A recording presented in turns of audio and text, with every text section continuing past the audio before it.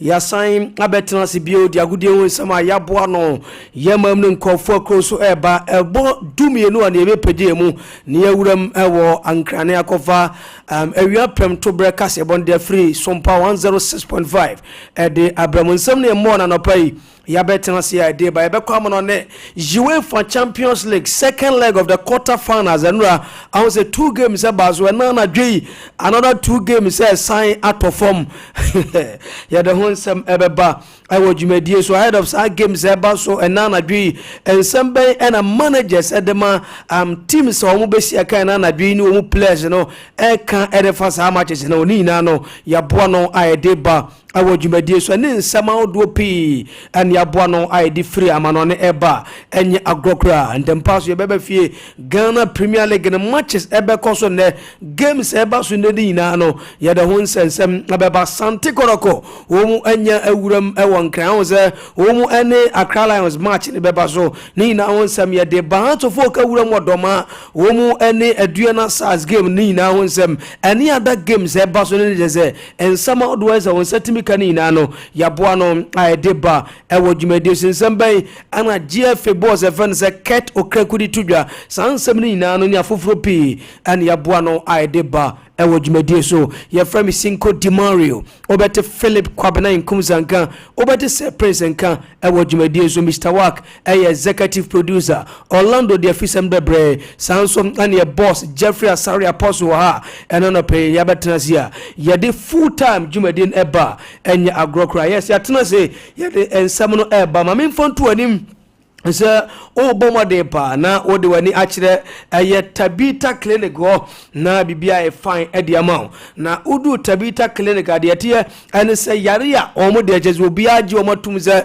o mu tuase no eno ade se diabetes prostate and have infections and no dey odi duru ho atatahwe no mu to ase e de ma onya grokra na emfidie guo agese enya agrokra emfidie guo no boawo ama jese yade ba bi ehye bia no etimi eyipie e de aduro kana enya agrokra nti Tabita de omuna obia age omatuma anya grokra and say odwonso tentem wo liver na kidney problems a ko na yenhwe afei odwonso agese wo chem mepache ko na emu also ene hawa ni nyina no ye beboa wo sisi yade wa emre wo mpam mebacho prostate na anasem wodie no eye ebia diabetes anasem infections a wodi we eche Tabita clinic wo na ya boa ama wo hawa na mu nyina no ase etimetu kama pa enso ngade ma nya grokra na mamemfon tu wanim se unya duru ho a otimzampa yesiesie ho ye pa na yesan awo nipa ho abotre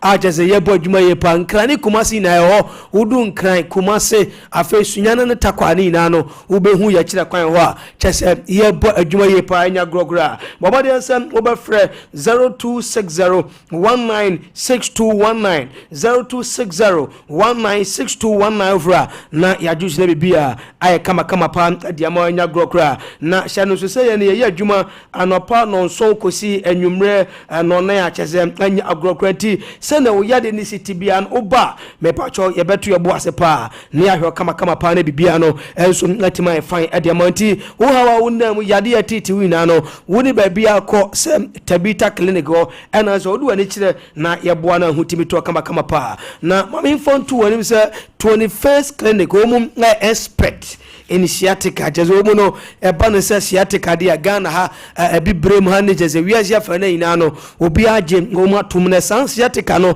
ene de bia me catch us no ene ya wa wote free chese wusisi fa oto ase ekosi wona ase san ya no ene ye fa na sciatica no omu expert omu ya je omatum no 21st clinic ajeze omu ebo adwuma ye pa ya de bia no omu wa anu aduro nemum de omu expert omu awida ajeze ngombo hunim die no ayajeze sciatica homu ebo adwuma ye panya grogra sciatica de o de ba tata hwe obi agitum adansi die no doso ye kasi ye kan adaje bebo emfidie go ntu kwa ajeze wo ha ho pinam ze emfidie na ebua ama ye hu babi ayade no babi pote ye hye na ye de adura kan na ho etime so nato kama pa ye more than 15 branches organ ha ajeze odu kumasi ya ye wo overseas junction ha ya ben afa radio ye proboase ya cancer quarters call junction Accra Domi market on ye sunyane nkransa ne techi maina no mobehu ngade se 21st clinic wa ye bodjuma se konkoma jano 0540 311 311 0540 311 311 ofra na ya Josu 21st clinic ye expert in sciatica enfantudwa se time eba me sane wodwa so anu ya dura malaria suno no kokokoko ntimesirawo se malaria nko na ha ode a o pe time eba me chane bia bobo na malaria no abuban afini paduanum wanu moto ontimi ne diwa poso no hona me oya aya no time eba me chane bi na bebo ama sa ha wo na mu ina no atuon so no etimetwa ediama time echeje ba me shen capsules na odwaso san aduro na ebua wo na jezensa age o private part wa boso no asie etima hye ba ediama wo esan immune system support ntia bo ama je se immune system no ho eden na bibia so na find dia ma esan general well-being and the station ni padua no ama je se debia no ho ye den je se yare dom entimi emmon we ni padua no mti time echeche ba me shen capsules na de wonya bia yabebua ye pa ope ba ko ato anase ndudu atu a bomodi ansem wodu ani ba kiro memu ma bia to bibidu bia obenye bia to 0244 417 669 0244 417 now fra na ya juice ne bibia ay kama di amount na ya toothpaste no ene ne ya toothbrushes ne odwaso a ye kanfo dem obia se unya bia beboa ye papa ajese nya grokra na ya toothpaste no unya gibise kukuro na unya je ya toothbrush na eboa wurawura usimwo udodom corners wo eyi noma hodo ahunta opie amwonum da ho kama amwonum ye hwam ye pa entibes young toothpaste no de enkwada de ho ave young toothbrush no enkwada de ho mpeni de ho adantamu de ho ajese kanfo de mo bia se wonya je young toothpaste na waje young toothbrush no de ka ho eboa ama nijie ene ndika ba vinam se mudi nkoma oba no be ma ne kasa utimu sampa chese omanu mahwam ntinya afi no mukodi asumisa nam se ofi wosia fite young toothpaste ene young toothbrush ndie here come from ngadia mobia yes caring brand for a caring family na mami phone 2 woni se ngo bomo de pa na wode wani akire 3A Herbal Center ho na bibia kama pa ade amana mami phone 2 woni se wonya aduru 3A Herbal Center omu nru no achese omudi aba no 3A cold gases no san 3A cold capsules no aduro wei your friend Coco Master koko teteo mepacho wodie no sem afifiriw anasa wodie no wani so chesaya na wani so kekaw ana wodie no wo mojama unya 3A co capsules na koko masa asiye 2 ade amount sanso ana usisi ya anasa yemtim wo so be na wotwe na unya wonan da unya 3A co capsules ebeboa una bibia no etima e find ama ope 3A co capsules atwa o man bibia to bibidro bia no obenye bi nato tutriu Colinac Danieba Mistieba anafi apidang na shanon so ma me say nom 3A co capsules ama cheze uyem entu de biarada onze koko no na abadwa so no dodo na wonoma ube cheze ube jawo nice nemom 3A co capsules de wonoma uyem no cheze aduro no be ya adwuma normal emfo how bia mrewa ye kanfo ngadia mo bia 0546 107 107 0546 107 107 3A capsules eno koko masano no a chese unya bia ebeboa ye papa enya agrokra na mame mfontu wanim se obomade pa ade wani achire Diamond Scientific Research and Alternative Medicine Hospital na hona udro timizampa no mu ebo adwuma pa homu ade no pia badwa so homu na de tonek heba me shaba eye male vitality ndemema na muntimi amadwuma ye wompem no munye bia mubeti agina na mabadwuma ye pa na de tini se uja mu ntentema unya bia beboa obema ntimi nyina so yi a ebeboa ye papa no donek heba me sha no afem de tini se usisi ya ebeboa ye pa asan immune system support nti unya bi no ma boost immune system no ama immune system no ye de ye pa me pa cho ema wo brain no etimi ya adwuma ye papa ana fe sanso timi boa ama moja no edi afrisani ye wo dwonso na obra wonya donek heba me chene bi no ma ebeboa amwa dwonso abra wonti ya bia ye kanfo dem obia se wonya bia ebeboa ye papa kumasem Colinac Fred Mez afe Mistieba Osons Chemist Danieba adia pharmacy ni cheso memu me bia to bibidro bia no obetimi so anya bia to 0246 727 677 0246 727 677 0249 208 252 ofrani adusne bibia ay kama adi amuna so yasia ana no pay yebe kwam no ne na yede foreign news amount shesheshepa live on Sompa TV, live on Sompa 93.1 FM on your radio, and I feel live on Sompa 93.1 FM on Facebook. Yes, Ebrena song ye kwam no ne yede foreign news eba.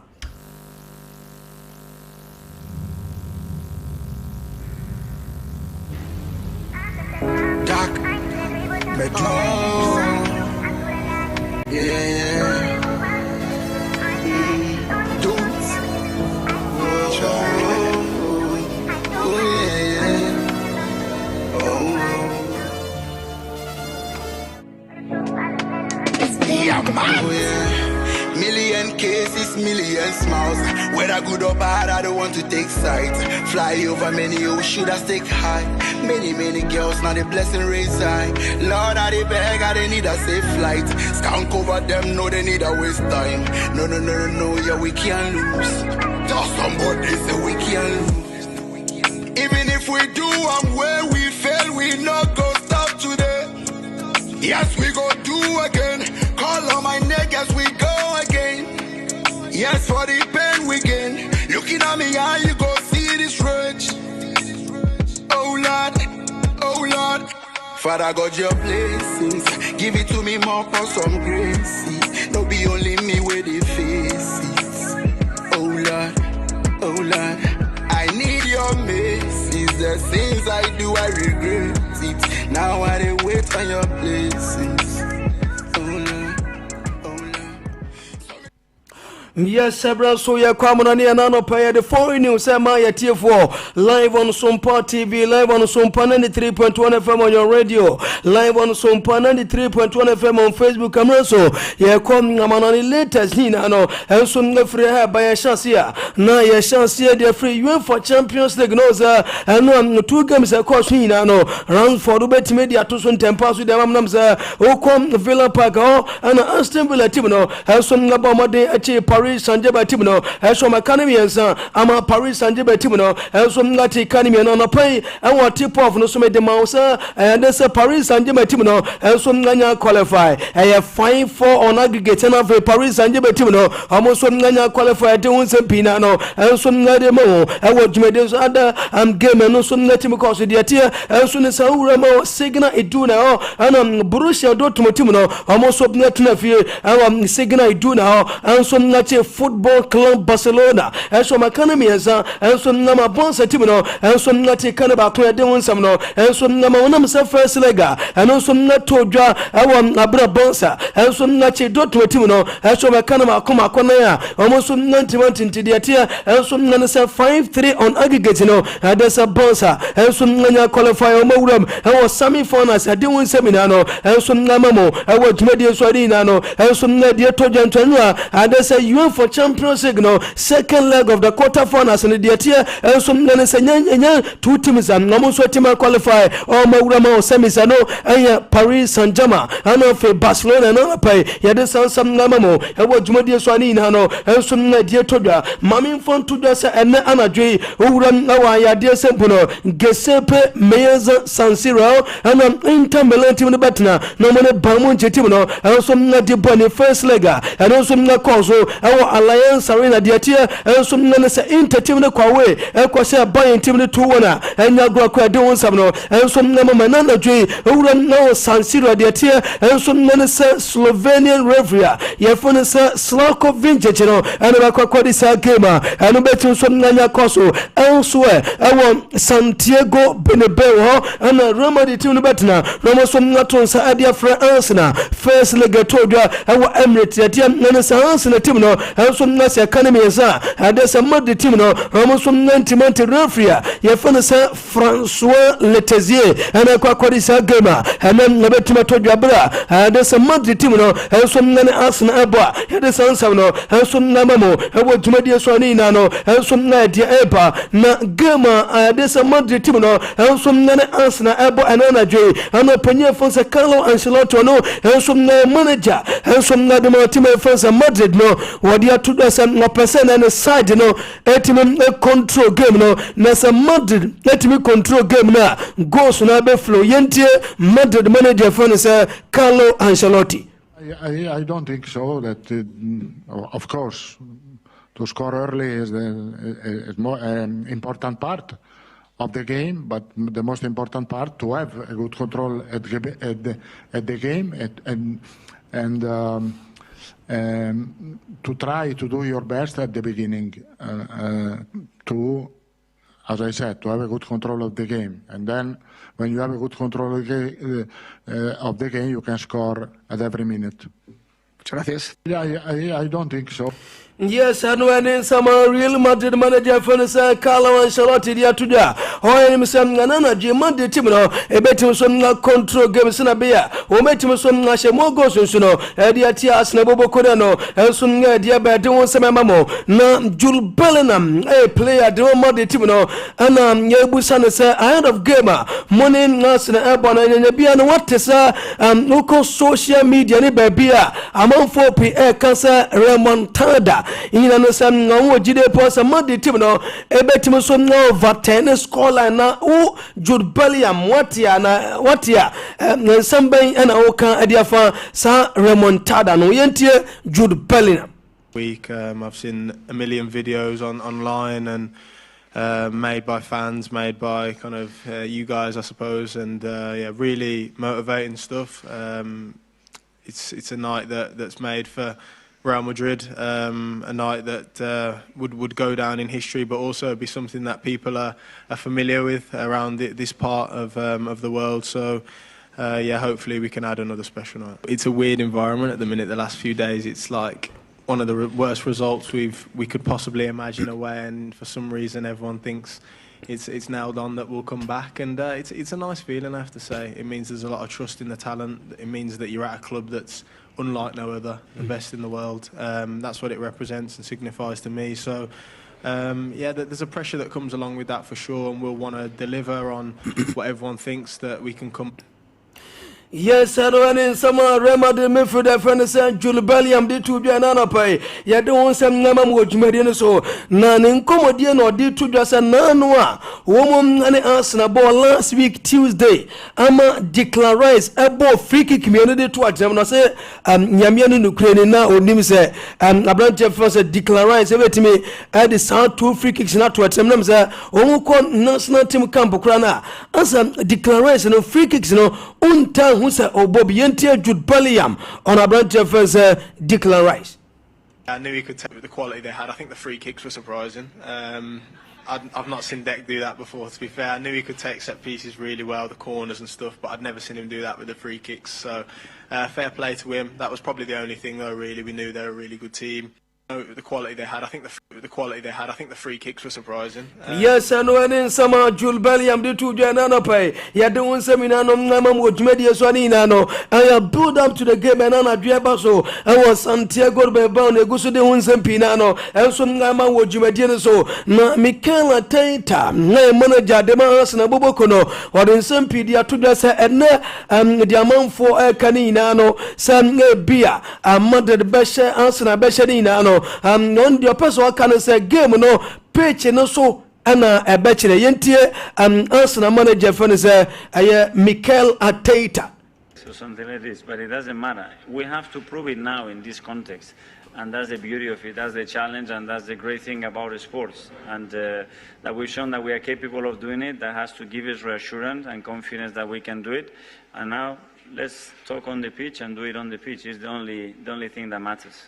Is over for yes, I know, and in some Arsenal manager for the Mikel Arteta to Jantana Santiago Bernabeu go Paman so and I bachelor why I'm no better qualified doing some no and some Namam which made Arsenal goalkeeper. Your phone say David Raya din say pedia tuja also on Adebaku Niman say there's an Arsenal team no and one team are qualify ahead of Madrid yentie and some Arsenal goalkeeper na your phone say David Raya. Yeah, maybe the shows that they have in the stadium and all that, so that is out of control. We cannot think about that. We just have to think about ourselves, what we can control on the pitch with the ball, play the same way that we played in the first game, and create chances and score goals. Well, we have the momentum. I think the way we played, the way we faced in the first leg. It's incredible from everyone, and we're here just to create our own history, to win the game, to come in and win the game, and that's the most important thing. Yes, and when in some Arsenal goalkeeper friend said David Raya did to Jan Opai, you don't want some Namam which made another big game back one, and never told you another gamer, a Becoso, Giuseppe Meazza San Siro, and Inter Milan Timino, almost hosted Barmunch Grograno, and Barmunch striker, your friend Hurricane, I didn't come up here to this one there, I won't believe it, our Mumu, say a Quampian so, and Bayern Timino. Able team are qualify ahead of Inter Milan. Yentie Hurricane. I think we have enough motivation anyway. I think we believe that we can turn the tie around. First and foremost, we felt like that game we had a lot of good moments and could have easily gone in a different direction. So we have that belief. I don't think Inter will take it for granted. I think they expect a tough game from us. They know it will be a tough battle for 90 minutes or 120 minutes, whatever it may be. Yes, I know some Bamunch striker for the Hurricane to Janano pay. You're doing seminar Mamoj Media Swadinano, and some Diapa. Now, Mamin Fon 2, when you say Unai Emery, Ansan Anra, Obama Day, the Aston Villa Timno, and some Paris Saint Germain 3-2, then so, and I'm saying, dear call so Park de Prince last week, I'm Paris Saint Germain, and some 3-1 tonight. There's a one team qualify. Now, manager first Unai Emery, SM proud of the boys Namsanra womu konkudi pa yentie Aston Villa manager friend Unai Emery. Good evening. We played two matches, two legs. The first leg we did the plan we prepared, and we competed fantastic. In that moment, of course, the second, the third goal was not changing a lot, but we were so proud of our work there, but still the last step forward to get good result. But today we had the second leg, the opportunity to come back. We were speaking about to win, only changing to win for 2 goals. And sometimes this difference is not a lot. Maybe this gap is a small gap, but sometimes. Yes, I don't know. Some Aston Villa manager furnace I'm ready to be an pair doing seminano and some Namamo Jumedino Louis Enrique.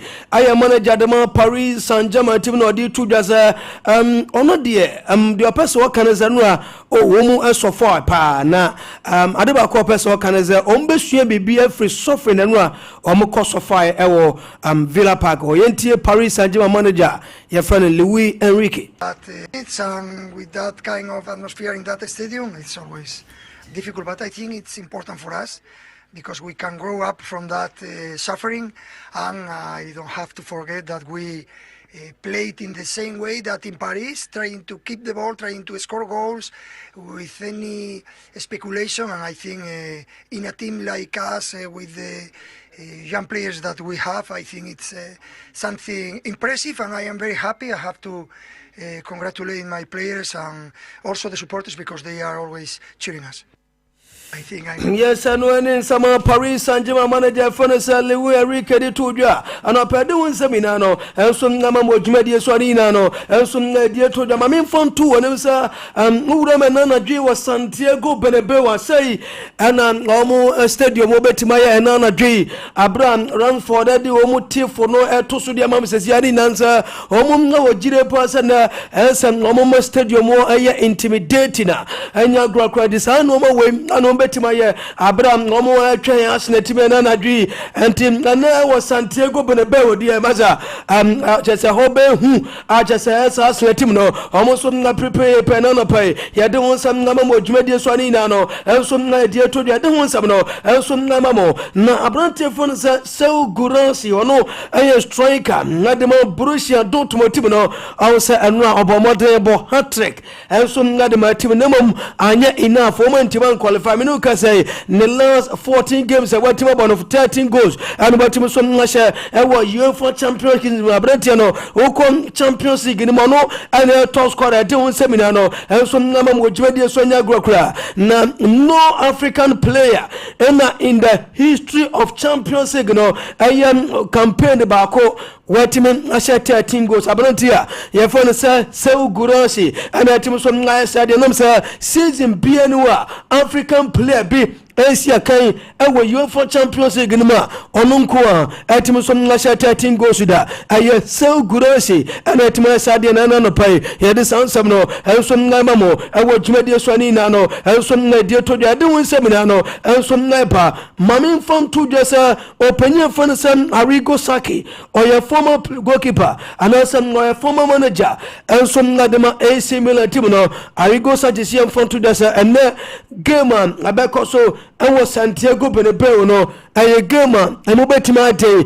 Adama 2 teams no no Sam Madrid team no Ebetima 10-3 deficit in there on to bench the name the onim Sam Udam and was Santiago Bernabeu San no more no Ayanam Bitasi and near summer open your first Arrigo Saki no a former manager and some Nadama AC Milan team no on also the Atuda was in a down for your phone Carlo Ancelotti well our Gide person Santiago Bernabeu ebetima buano ama na miracle pass oya no eno so natima be no die todwa ana predi sansam no emamo ewo Jumede no so Antonio Valencia a former player adama Manchester United boboko no odi atodwa se ene game no Arsenal team no teza omum antiman concentrate our game no mum 100% Madrid team no ebetim so demolish wo team no o Gide person Arsenal team no mentality o de kono ebetim bonam say Arsenal team no adeba ko nim and say Arsenal team no wo na ya we say say no ma we ebitasi e Bernabeu enti Arsenal team no wo mentality na say kwambia so no o so na team ye ho adwanya sa asembe timasi ani esema Antonio Valencia no aye former player at Manchester United team no ono so ngadi atudwa anopedi sansam no enso ngama no ewo dwumadi so ni hina no enso ngadi aba Cesc Fabregas aye former player enso ngadi ma Arsenal ono so di atudwa se ono de wasi akai awo Bernabeu ha na ade ba ko beso kan se oko Santiago Bernabeu aho yeni agro ho ensem remain focus since referee no ebetimi so nhahye aban ama game no ashase ekosi se referee no ebehye aban me yapon no eni konsem unu so focus na mom awogide pass Arsenal team no ebetimi qualify na dwi awo Santiago Bernabeu enum na yesema owe face Cesc Fabregas no aye former player enso ngade ma Arsenal team no ono so dia kotudwa na pai yede sansam no enso emamo awo dwade so ni na ne edu otodwa opanye fansa referred na se enfo to dasa anem owo gidie pansa Arsenal team no ebetima qualify eni ebusa na sa adan wosen abedinye pansa Madrid team no ebetimi so ahyetima yefan Arsenal 4-0 Arsenal entimi shebi wosen Madrid defense no eliki goals interbedin sa Arsenal team no ebe concede 4 goals Arsenal entimi shebi wose Arsenal ewo creative players wo betimi so na creative na dwe owo gide pansa Madrid defense no omo concede goals no ne ade ebetimi so na advantage adema Arsenal eni esem reference referred na dia tudwa anopedi sansam no emawom na wodwumadi so ni na no enso na dia tudwa yade won sam na ba ewo dwumadi so Walid Regragui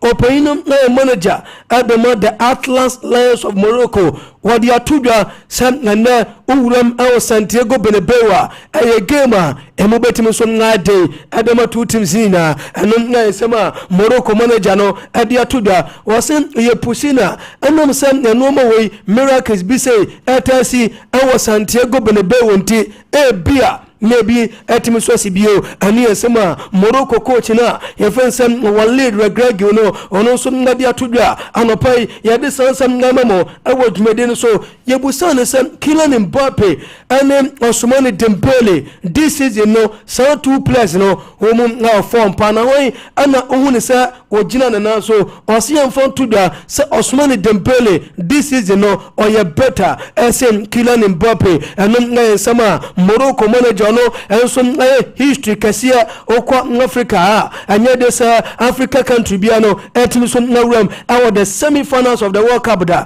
onom ane the first manager watimi so na achieve sa fit no wodi atodwa no pai yade sansam no emam dwumadi so adi na no aye die todwa Niko Kovac aye manager Adama Dortmund team no was proud of the boys nam say the year 2025 team no na boss team no aye unbeaten omo the first team omo team so anso no team so ashabasa na wait that team ye first Dortmund no enoma ekoye omo aye adwumaden owogide pass enchebia no Dortmund team no ebetim fradumo enso netima kwaduma anopedi sansam no emom owodwumaden so enu anajo ana woje sasine ayadesa ni 22 match unbeaten run no etim so ngakọ na wie before enu anajo no na the last 22 games watim so ngadatnem adema boss team no na oyo unbeaten enu Dortmund team no eshan omo trewona anopedi sansam no emom owodwumadi so ni na no enso ngedie todwa eno pedi sansam no emom owodwumadi so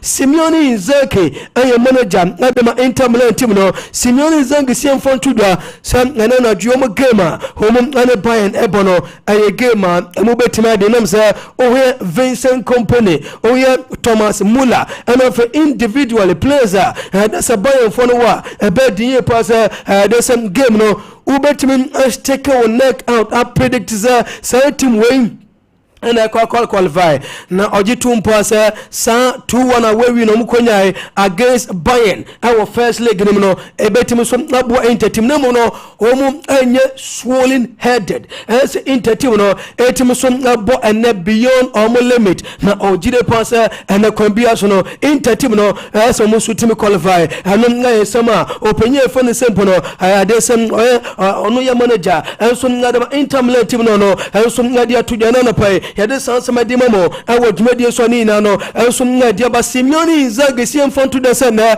wɔ expect sɛ yɛde sɛ gese pa mieze San Siro no ebetimi so abɔ mabe na supporters no etimi so support Inter team no na bibie so etima koye adema Inter Milan boboko na ne yesema owe fensa Simeone Inzaghi Inter manager no ono so ngade atodwa ana no pɛde sansam no enso ngamamo ɛwɔ dwumadie so ne nyinaa no enso ngade atodwa odi wonsam no enso ngamamo Andoni Aroila wɔyɛ manager adema Bournemouth team no yɛte sɛ owura no onya obetna ɛwɔ Bournemouth team no so abetodwa sɛ Tottenham Hotspur team no enso ngape Bournemouth manager na yɛfensa Andoni Aroila owura no jide ponsa so otno na otoso bodjuma de Bournemouth ebetima boa ama no mo so etima koye onye ready sɛ obadwane Tottenham Hotspur team na anopedi sansam no enso ngade mamo yewum ɛwɔ Galatasaray ne kodin komo ho owuram ɛwɔ Galatasaray yɛmfanto da sɛ yɛse Galatasaray supporters no hadese ngafiti da de kono sɛ Galatasaray team no enso na esia kan a yɛse omo bet chante Victor Osimhen din na omo sanso apanecho sɛ onstay omo jide ponsa Victor Osimhen ba no eno mo so na koye adema Galatasaray team no omo no jide ponsa so stay a ebetima boa ama Galatasaray team no eno mo so etima koye enso na de maboboko na no pai yɛde wonsam ngamamo breaking news eto de sesia eno sɛ Benfica team no omo goso na team efene sɛ ayade sɛ na ye Chelsea for no kasa sɛ nke bia obetim so na ja boy efense young fellas no no akosia kan de team no on say obo loan from team efene sɛ na Chelsea team anya gokura na Benfica team no jide pass omo so na young fellas ebetim aboa ama ball no na we launch ni career and opedi sansam no mamom na ojumade so ani na no enso na die to the last story Robert Lewandowski sie mfonto da sɛ bansa nkoda no womo ɛha adwen pa sɛ san Gavinum ɛne Pedrinum ɛne kyɛsɛ nkwada na aka no Femi Lopez no ma womo so na feel amasia no mu bae no ha Lami Yamal no womo ɛbɔbɔ ɛwɔ training grounds a wɔsɛ na ha adwen nkwada ne susu a ɛnam sɛ kyɛsɛ ɔmo fie no wɔ fam na ɔmo wɔ pace ɔmo skill ana ntɛsɛ nkoda no ɔmo sanso n'ani bɔ no bɔ ɛde ɔno saa na ne mfie no kɔ n'anim no sɛ ɔne nkoda no ɛbɔbɔ titiri training grounds a ɛyɛ na ɔbrɛ panam sɛ nkoda no ɔmo wɔ akoma ɔmo mmerɛ da ɔmo wɔ stamina yɛntie Robert Lewandowski on basa nkoda no players and not only on the pitch but off the pitch as well, that I have to say that they give me some kind of like teenage energy, something that I miss since years probably, and I enjoy a lot. I learn a lot from them as well, and of course I try to help them. I know that it's different generation with this different mind, but in the end we want to go in one direction and we want to win the titles together. So I'm very happy and I'm really enjoying time with this. Yes, I know in some boss striker friend Robert Lewandowski attitude there won some mema mo dwumade so Sir Prince atena se Philip atena se Sir Prince akwaba Apani meje so na ho ye de tweda mponyanko pa dawo e dan yame ase ya de dan akram bi okay yentie we 17 minutes oh yeah yeah amana oni nsem no ene wo hu Jason a ene mabode oh yeah remontada ya adwuma oh okay se enura no unze enura amanfo ye remonta be dana antimi am because looking at enura games na course no so hwe the omototo bo we churu ye mfie obi a no be no so mo MC ahoro no mo ka de ye mfie obi a enura hwe Paris Saint-Germain against Aston Villa. Nobody gave Aston Villa that dog chance. Even I particularly, I felt say PSG beat me Aston Villa krum kwa akonya at least a draw, and Barcelona also made a say at least a bad draw. But anyway, we saw what happened. In Tiene, anyway, Dortmund remonta, Aston Villa remonta, and ne the Dane Bessos na remontada. Madrid. Okay. Now, I'm going to straight away. Very good. Enra games na course no kakra. You see, there were some disappointing times in the Enra UEFA Champions League games, no, particularly because going into the game, a lot of us felt say, what happened in the first leg in the Dortmund and Barcelona game, we were having that strong conviction, and with how Barcelona, SCA stays solid, especially this latter part of the season, we're having that strong conviction that Barcelona could even go to the Signal Iduna Park and then cause that magic. But Enra was a different ball game altogether. So game Enra fast social here. Clearly you feel say those people are moving say starting lineup no ebi papa friend no Hans Dieter Flick a mistake and I don't agree with them. Because Enra also here or drop Pedri in the midfield. And Enra so amo Inigo Martinez. Inigo Martinez was back and could beat me about game nibi. But he didn't want to risk the injury, no, and also now one yellow card away from missing the next stage of the competition. Into no person be risk, no. Into this is the starting lineup Enro Diremo. I don't see anything wrong with this starting lineup, frankly speaking. If in the midfield, Pedri now will be to Frankie De Jong, Gavi, and then Fermin Lopez or make sure time and time again say whenever they are called upon they can deliver. I don't see anything wrong with it. And even at the back line, so will be to say Ronaldo any Pau Kubasia per what Ronaldo did some time ago before the injury nebano. Now you wouldn't have any problem with him playing together with Pau Kubasi, and on the left air back column no Obianim said Gerard Martin and an air possible person or bebo because Alejandro Balde was out.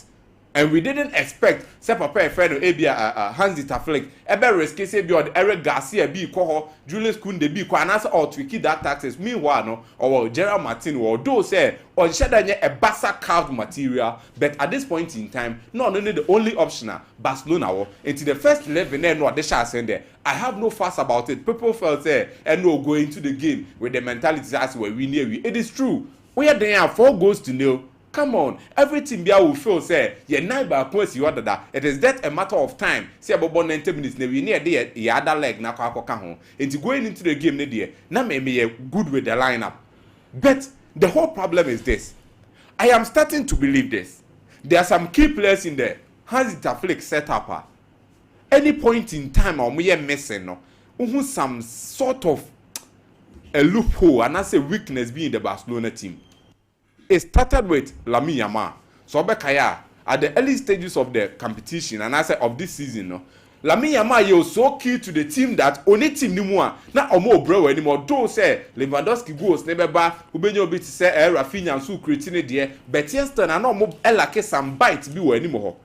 And now it got to a point that Pedri, whenever he's not in the midfield for Barcelona, clearly you see them struggling, being able to contain the game and possess the game. No, now then they are more.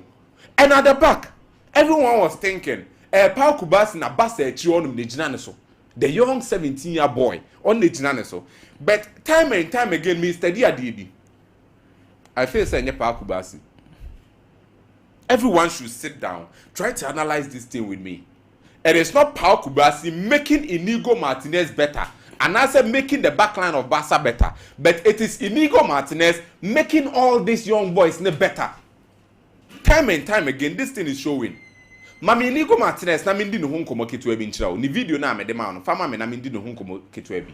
This is the guy I'm talking about. Frankly speaking, Obi Awasha in this particular, even before so Beba Barcelona, no Athletic Club Bilbao, he was touted the next Sergio Ramos. Let's not forget that. No be Philly said, a quan Sergio Ramos fast to defend the son Inigo Martinez here. Nkobet me about be roaming to the Spanish national team because of the longevity of Sergio Ramos and Amena chance. Look at the game this particular season. Barcelona every first time tackle will be another is the man going in for it, and always he stands up to every opponent and he makes sure say every tackle be obekobianzo or maybe make sure so be in your ball at least to distract the opponent or get the ball. And so every reaction, first reaction be your own. Look at this video on the screen. So every first reaction from a defender whenever opponent attack Barcelona be Inigo Martinez. And this sense of awareness and that kind of bravery, leadership, so always mean the SMD kind equaya Diana and Sana, Parkubas Mabidi. It has been the maintainer Barcelona team. And then clearly we could feel say Barcelona was lacking that. And then the defensive abilities in Kwan. When say a ball Pau Kubasi Abaso and a ball playing center back with major bonnet at the tour or that kind of composure. But video no con you will see clearly. So Brandt afraid Inigo Martinez, he has that kind of passing ability in him. Ultimately locating players in distances are over doing one here. And this video that's no man ko ubo se bedu obehu. Some places ultimately actually and the goal scoring ability so kakra because of the area dominance. Otimi, look at this tackle Omiki. Or did it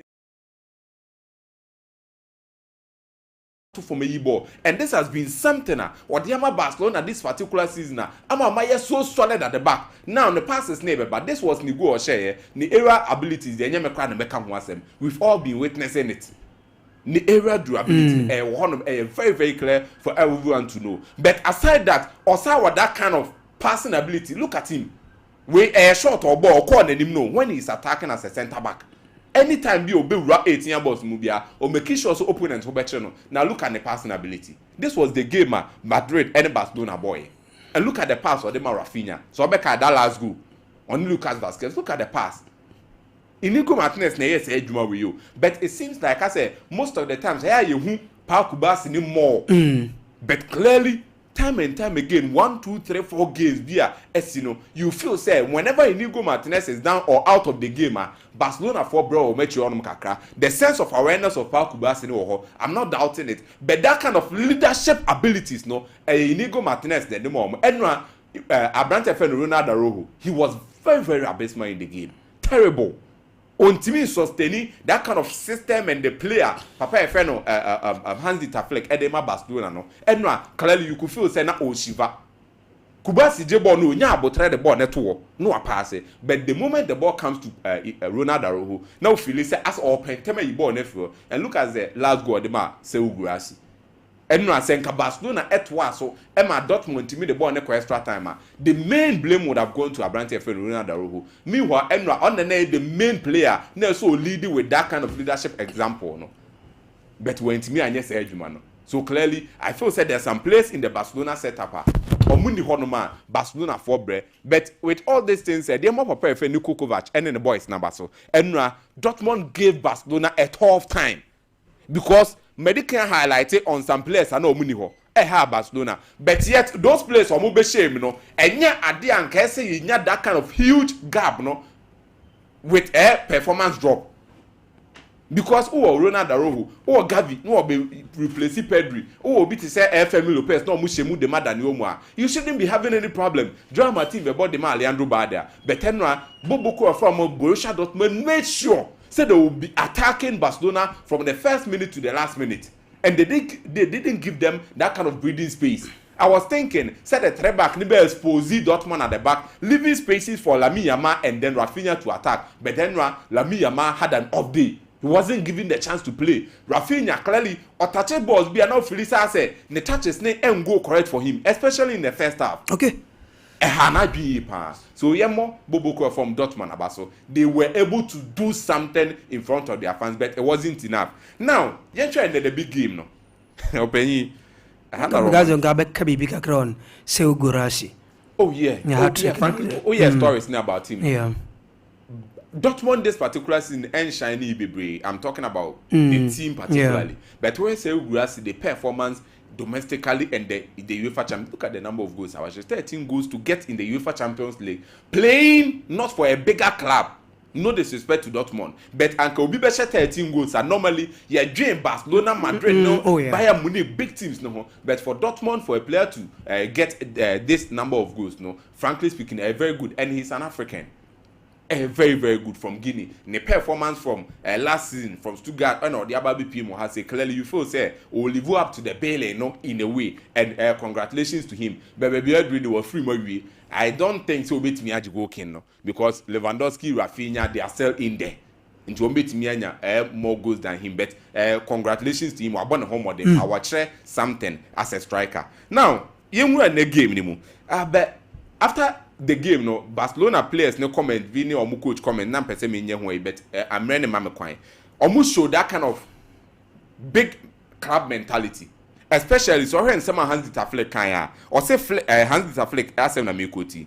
There wasn't very good. There wasn't a good atmosphere in the dressing room until I came in and said we are in the semi-final. This is a team I will qualify, but because they lost to Dortmund, they realized they were not in their normal spirits. And this tells you the kind of big lap mentality of Barcelona. They feel like, though the first leg, they won 4-0. Second leg, lose, qualify. But Barcelona, performance in the person put up. it tells you the mentality. You get Lewandowski saying the same thing. Ubenya Pa Kubasi, Frankie De Jong, they were all aware. Say born no more boy, and then omun deserve what's obia, and answer any omun and kese what's born. So it tells you the kind of mentality. This is a big wake up call. You hired poor Mubibre this season. Make my kind of be say omun. But with this performance, now they are getting to realize almost like it along the way their opponents will meet me at home. Because and yet Dortmund nekoye any other team onim Champions League neni so boya and come have Barcelona pan. And it's very good with the mentality after the game. Barcelona fans ni issue and I say players no issue here. Let's go into the Madrid game. Look, I'm at the video of the first game. We said the first game ended 3-0 in favor of Arsenal.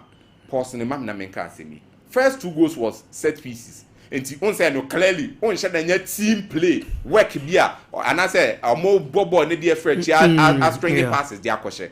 But the last goal was the one Arsenal for years adwuma no. They exposed the Madrid 4-4-2. In the first place, me catch or say Vinicius and Mbappe omunye players I do omo press up front. They are not pressing triggers. Players are more Madrid than more multi press Rodrigo and Jude Bellingham. But in the first leg, they were drawn back to the midfield. And the how and this is the first game, the third goal na share no. David Raya and Ababeka, the centre back pairing of Jakub Kivior and William Saliba ho. And Wamababe 3. And now Papa friend Mikel Arteta Luis Kelly akọ in Fifi Echo Thomas Party. Why? Because he knew say Rodrigo actually Yamana kwa midfielders now on man and ninu ababe disturb Luis Kelly. Enti my video no nkwane hwa ade. It was even a branch FN David Raya and the Madrid pressing trigger ni free mu. Players we knew say omonko press. Goalkeeper one pass na you free. And the moment they were out, hwe bia package na oje ball na Luis Kelly ni gina na nchen pe no. And Obabu San say Declan Rice way. We won say Rodrigo akwa come for this minute. So why don't I occupy the space behind Rodrigo? Hwe Jude Bellingham pass ne kwai na o ment me age no ne bo ofunu waba na nsem. You are the pressing trigger. I'm a pass we are San Hoko. How are we going to defend? And then the moment I become a J ball. Now look at the pass here. Rodrigo Akokem. Declan Rice utilizing the space left behind him. And Madrid made for now a bridge. Obey na just Rodrigo na make a safan who. Obey na so obey recover. But the moment or recover, no better leave space behind him. Why? Because he was playing as a midfielder. And Obabebwa Abrante friend Valverde said they are only overhauled with Declan Rice. Any Abrante friend Martinelli. But Obaba ever can hono. Yemu say na chino e kwan be ne ba beda ho. And look at space obeja no na chi. Kwan na aba no Luis Kelly because this time not our midfield. And we say space abeda Rodrigo echi. Wa be take space no. O take space new. Now look at the spaces but Arsenal players ne be occupy. Hwe Declan Rice or chese for ball ne kosro blue space any green space na ho na the ball ne to e betimi ahye. And clearly or the ball ne to ho no what happened? Mika Marino and stay or born so cry or born net. So what I'm trying to highlight with this video for the first starting lineup and many expected say Papa friend Carlo Ancelotti in franchise and Fatou Soumaye for the first start very good. This is the starting lineup me here. And every Madrid fan will feel say this is the lineup and that's why because why Jude Bellingham needs to be supporting Frank Garcia and then you can say David Alaba Bobono. Frank Garcia hasn't been, impressive. But David Alaba and Frank Garcia after injury there, I think that Frank Garcia will do a much better job than what we saw from David Alaba in the first leg. And to no Jude Bellingham as the that left side, but then we know say Jude Bellingham whenever he's going for it, or best shifting in, no about the bois. Into one and always or arrival late, sorry in the first season or arrival late, no I can't born the atonet. That is what he's supposed to do today. Because Abrante FN during Timber on Kwan and Imbebre, he will try to stop Abrante FN Vinicius Jr. And Tiabeya Saka left alone with Eric Garcia, Frank Garcia. Na Jude Bellingham bebuano, but whenever he gets the chance, no are drifting in about as the number 10, trying to arrive late in front of the 18 about say bo be a pull back bian obetimi the ball to net. This is what I'm expecting. So Rodrigo Eko come for this no one he should start Rodrigo as a winger, not a midfielder. Okay. Say be obe press Abrante friend Luis Kelly. We saw from the video I showed you Luis Kelly the freedom atata be mana kwa akokata master to him because he felt in the first place say Rodrigo akonechi oma etimi ginechi wa me here then who am I defending? This obo Rodrigo as striker and I be a midfielder. Say ABA in the idea say opeso control game now because Ancelotti say opeso control game no. You can control the game with the midfielders ekutom. And even with this I'm expecting so Obema Dani Ceballos abo. I'm hearing said Dani Ceballos can play in this game. And obetimi abo almost Dramani, almost Ceballos and then Abrante Fenjo Bellingham. No for Luka Modric experience him later on. Because Ceballos in the midfield will control, give you that kind of proper dominance. There was our lineup no. And I make say this lineup no, and then I made me here because the entire middle Luka Modric ashim no. And likely say Dani Ceballos no, or by any on risk no. Though say he can play. But if possible, say Omoye letter scans ni you know bet me aba with this lineup no, I will drop Luka Modric and place Dani Ceballos. Okay. But say any possible so beba. This is the starting lineup I make sure. Leaving Federico Valverde together with Martinelli there, mismatch. Federico Valverde can handle him, and Obi to say Ronaldo, Raul Asensio, and Rudiger at the back facing Mikel Merino. If in the first leg no, so mo yes head Juma we are, and can Mikel Merino, and Luis Kelly Moon to me more many bebre, the can rise Moon to me more many bebre. Emma, Raul Asensio and Rudiger Honchromo. But this time around, I expect Madrid to be the ones on the attack because you have nothing to lose. Okay. You're already down by 3-0. And I feel say with all these things said about Madrid, if they do that, on the course about to Arsenal team, but Arsenal so with the mentality coming from the first leg, I feel say it is going to be very difficult for Madrid to break them down. That's it. And I feel say at the end of the day, I need to put some sentiments in here. I wish because I'm a Madrid fan. Okay. I wish the Remontada will work today. I wish the Remontada analyst with sentiments. So Philip Akwaba where they? You are kind of what's it? Analyst with sentiments. Answer on there. Analyze the game. Arsenal is still qualifying. Also still work around Remontada. One thing is, so any power team. Yeah, supporting. Emotions in this PSG by Liverpool. It doesn't matter. So you're on paper. On paper, that is and you have to be fair and objective. But we independent team are supporting. Because if there's anything regardless of what analysis that we need, I'm not sure say Liverpool free my bear with it. But sometimes one and dream who said that money Aston Villa bear the no mutimi. But sometimes I do adding. But a human now we in there so okay. Now what nature no one support you can't lie here. You are being professional here. Anyway, you're poor there. That is why behind the scenes absolutely obi our team behind the scenes your team but I do we emodern sanadie this Remontada besia is good for Madrid but the because of football but Nura I think say Nura normal course no ball Philip ball unthinkable boy you and say mama started with Paris Saint-Germain and Aston Villa game and Nura at the Villa Park. Now at the Villa Park Paris Saint-Germain were giving surprise of their lives. And on the side, Paris Saint-Germain share first 2 goals. And through the wide areas, Hakimi Ashraf and Nuno Mendes now share first 2 goals from my team Paris Saint-Germain. But so we line up now. Messi runs for the front 2 screens. So my we line up now very well. Paris Saint-Germain, Nuno Mendes at left back. No boy Hakimi Ashraf at right back. Marquinhos was coming in as a newcomer because first leg now told you at the Parc des Princes, no out of the game. So he was against Aston Villa and Rano. He was coming as a newcomer. So he was coming to partner, the usual partner, our friend William Pachu, as centre back. Fair enough. Now, in the middle of the park, Fabian Rui, Vitinha, and Ruben Neves, they have been the Mr. Go-Get men for Team Paris Saint-Germain. They are the most visible midfield trio for Luis Enrique and Paris Saint-Germain. But Enra, manager for Luis Enrique shot himself in the foot. Or started Bradley Bacola ahead of the young boy Desire DA. And no, but Bradley Bacola. And Bacola was coming direct at Lucas Digne, Kamara, and Morgan Rogers.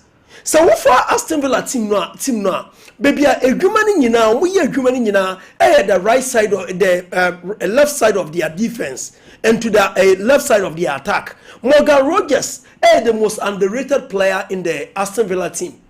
This season, Mesa Walker player wire the face of Aston Villa and your captain John McGinn. And yeah, Marcus Rashford, I feel our beam. Asensio is already a top player. I feel our joining. But this season, only Watkins are not the face of Aston Villa. One player this season, why the most efficient player for Team Aston Villa? Boy, friend Morgan Rogers. No? He's been very efficient. And the reason why make us why efficient, and the number of goals, any assist why. Adia, you can efficiency in football. Role now all bono in terms of tackling. In terms of say, or be a press resistance, he is a very good presser. Say, Aston Villa Luciboa, who was constantly the first player for attack, and also for tackle. No, this boy Morgan Rogers, he is hugely underrated, very very underrated. Into Sompa Bradley Bacola, new deficiency, so Luciboa na on tackle. What the name Morgan Rogers are, and why a deficiency or weakness. What shot himself in the foot. Into when now Paris Saint-Germain share first 2 goals in the we game very critically. Now I say it's Mudebiaba because already at the first leg almost share 3-1. So share 2 no just aggregate wise no. I call 5-1. So meaning say until so go be no abe, they have already qualified. So Aston Villa what they did so right and they say he who is down fears no fall. So we have to attack and attack and attack. So in attacking, no, you penetrating their weaknesses, the weakest spots. And the weakest spot in the team was Bradley Bacola. And look at the number of times our goals started saying, goals by from the 47th, 48th, and the 52nd minute. Goals to us. And I want a manager, I feel Louis Enrique, who said, no, when take away mistake, and some of the player or no bar or Kurabona, or bet me a chair con him, about to chair con him, no, or a very good tackler, or Lucibona or for tackles. Again, say or Lucibona, and also about draw opponents into play. On your ball, over slow the tempo of the game. Somebody who is a rhythm controller, and in Paris Saint-Germain team, no, the only player or a rhythm controller, when a friend the idea. Into no. Or you Bradley Bacola, no the desire die on the bam, and on the desire die bam, no, you saw stability, defensive stability, and it was there. Now Aston Villa so started up or the more attackers ever, Marco Asensio and other players were coming on because that moment, you know, no desire die, stabilizing from the midfield, from the attack and the midfield. So defenders no more to Nuno Mendes, Hakimi Ashraf, Marquinhos, any Abrante William Pacho, or more to into the month of players are we are attacking and say we are attacking minded them rim so that I will press and think and say make me a pushy game no to extra time. But I'm fat. And from that moment, you know, from the 60th minute going, you know, you have credit in the brain, Emma Louis Enrique. So Louis Enrique did desire DA Ebamu, and now Emma and we are slow here at the team Aston Villa. And currently Paris Saint-Germain qualify. And I know say Louis Enrique has learned from mistakes away. And when game he made mistakes. And he has learned from that mistake. And then we qualified to the semi-final. And I don't think so by some mistake, you know. So say we're at the table and I say we're at the draw part. So say Aston Villa Paris Saint-Germain share the winner of Arsenal and also Real Madrid, of which I know say Arsenal. Me see Bibian and they would see me at 10 years who was be a coach Arsenal to qualify. And even Arsenal cry Elko Benabao no. Me who say BBC. Do a football language na ye can language na meti American bebrebe and grammar na American bebrebe no we air Champions League. Omo munim bopa Real Madrid. But this season Real Madrid there are a lot of deficiencies in their team, a lot of weaknesses at Real Madrid. I don't see Real Madrid coming back against Arsenal and I don't see. No, they be Asana maker. I don't see Real Madrid coming back against Arsenal. And yes, they be a Wayembre. And the maker said language na American. The language I'm speaking is the Champions League. Yeah. And no more what is our language now supply Real Madrid. And one amount for believe, including my own Sir Prince, or believe said there can be Ramontada. Ramontada come back in Spanish. Comeback. If they can be comeback, Real Madrid can do a comeback. And the history of the Champions League, we call more wire comebacks now. Liverpool are comebacks, baby. Why wouldn't himself Liverpool against AC Milan in 2005? Or we a comeback when they were down by 3-0. On by a comeback, echo penalties going AC Milan Deportivo La Coruña. There was a comeback. Liverpool in Barcelona 3-0 at Camp Nou, 4-0 at Anfield. There was comeback. But that's to say, a reminiscence of what Liverpool did against Barcelona in 2019, no, and Brennan Krabby and Bechere. But my understanding of the game, any knowledge of football, mono, I don't see this happening. Okay. Maybe it will be one of those off languages. I don't see that happening against Team Arsenal. And Real Madrid winning almost start the game now. What they will do is that press on early goal. And sir, I will prepare no. And when someone you're careful now say Arsenal F4 assemble to omono. Press on early goal. And moment Real Madrid share early goal. And Real Madrid are very good at those dark arts. You get that art in the game. You create early penalty because more players are flying wingers. Kylian Mbappe, Vinicius Junior, and Rodrigo Goes. Jude Bellingham, one player on throw or more adventurous. On your ball, or couldn't nimbe than so defending. Into no, or more players that they can do that thing. Into no one Arsenal be very careful. Me, I'm not looking at Jaku Kivio, any partnership with William Saliba. I'm not looking at that partnership at all. I'm looking at the leadership quality of Declan Rice in the midfield again. How would Declan Rice may dictate the play for Team Arsenal, even at the Bernabeu? And Real Madrid, in the last 3 games, I've not been too impressed. Maybe, just maybe, Carlo can recharge the batteries of Real Madrid and against Team Arsenal. But to me, I don't see a comeback. Okay. Now, my favorite game between that is Inter Milan and Bayern Munich. That is my game for the day. Message for Nicolo Barella video to Sumami. Nicolo Barella, the Italian midfielder. Once Nicolo Barella is kind of game who elegance. Yakasa elegance in history of football.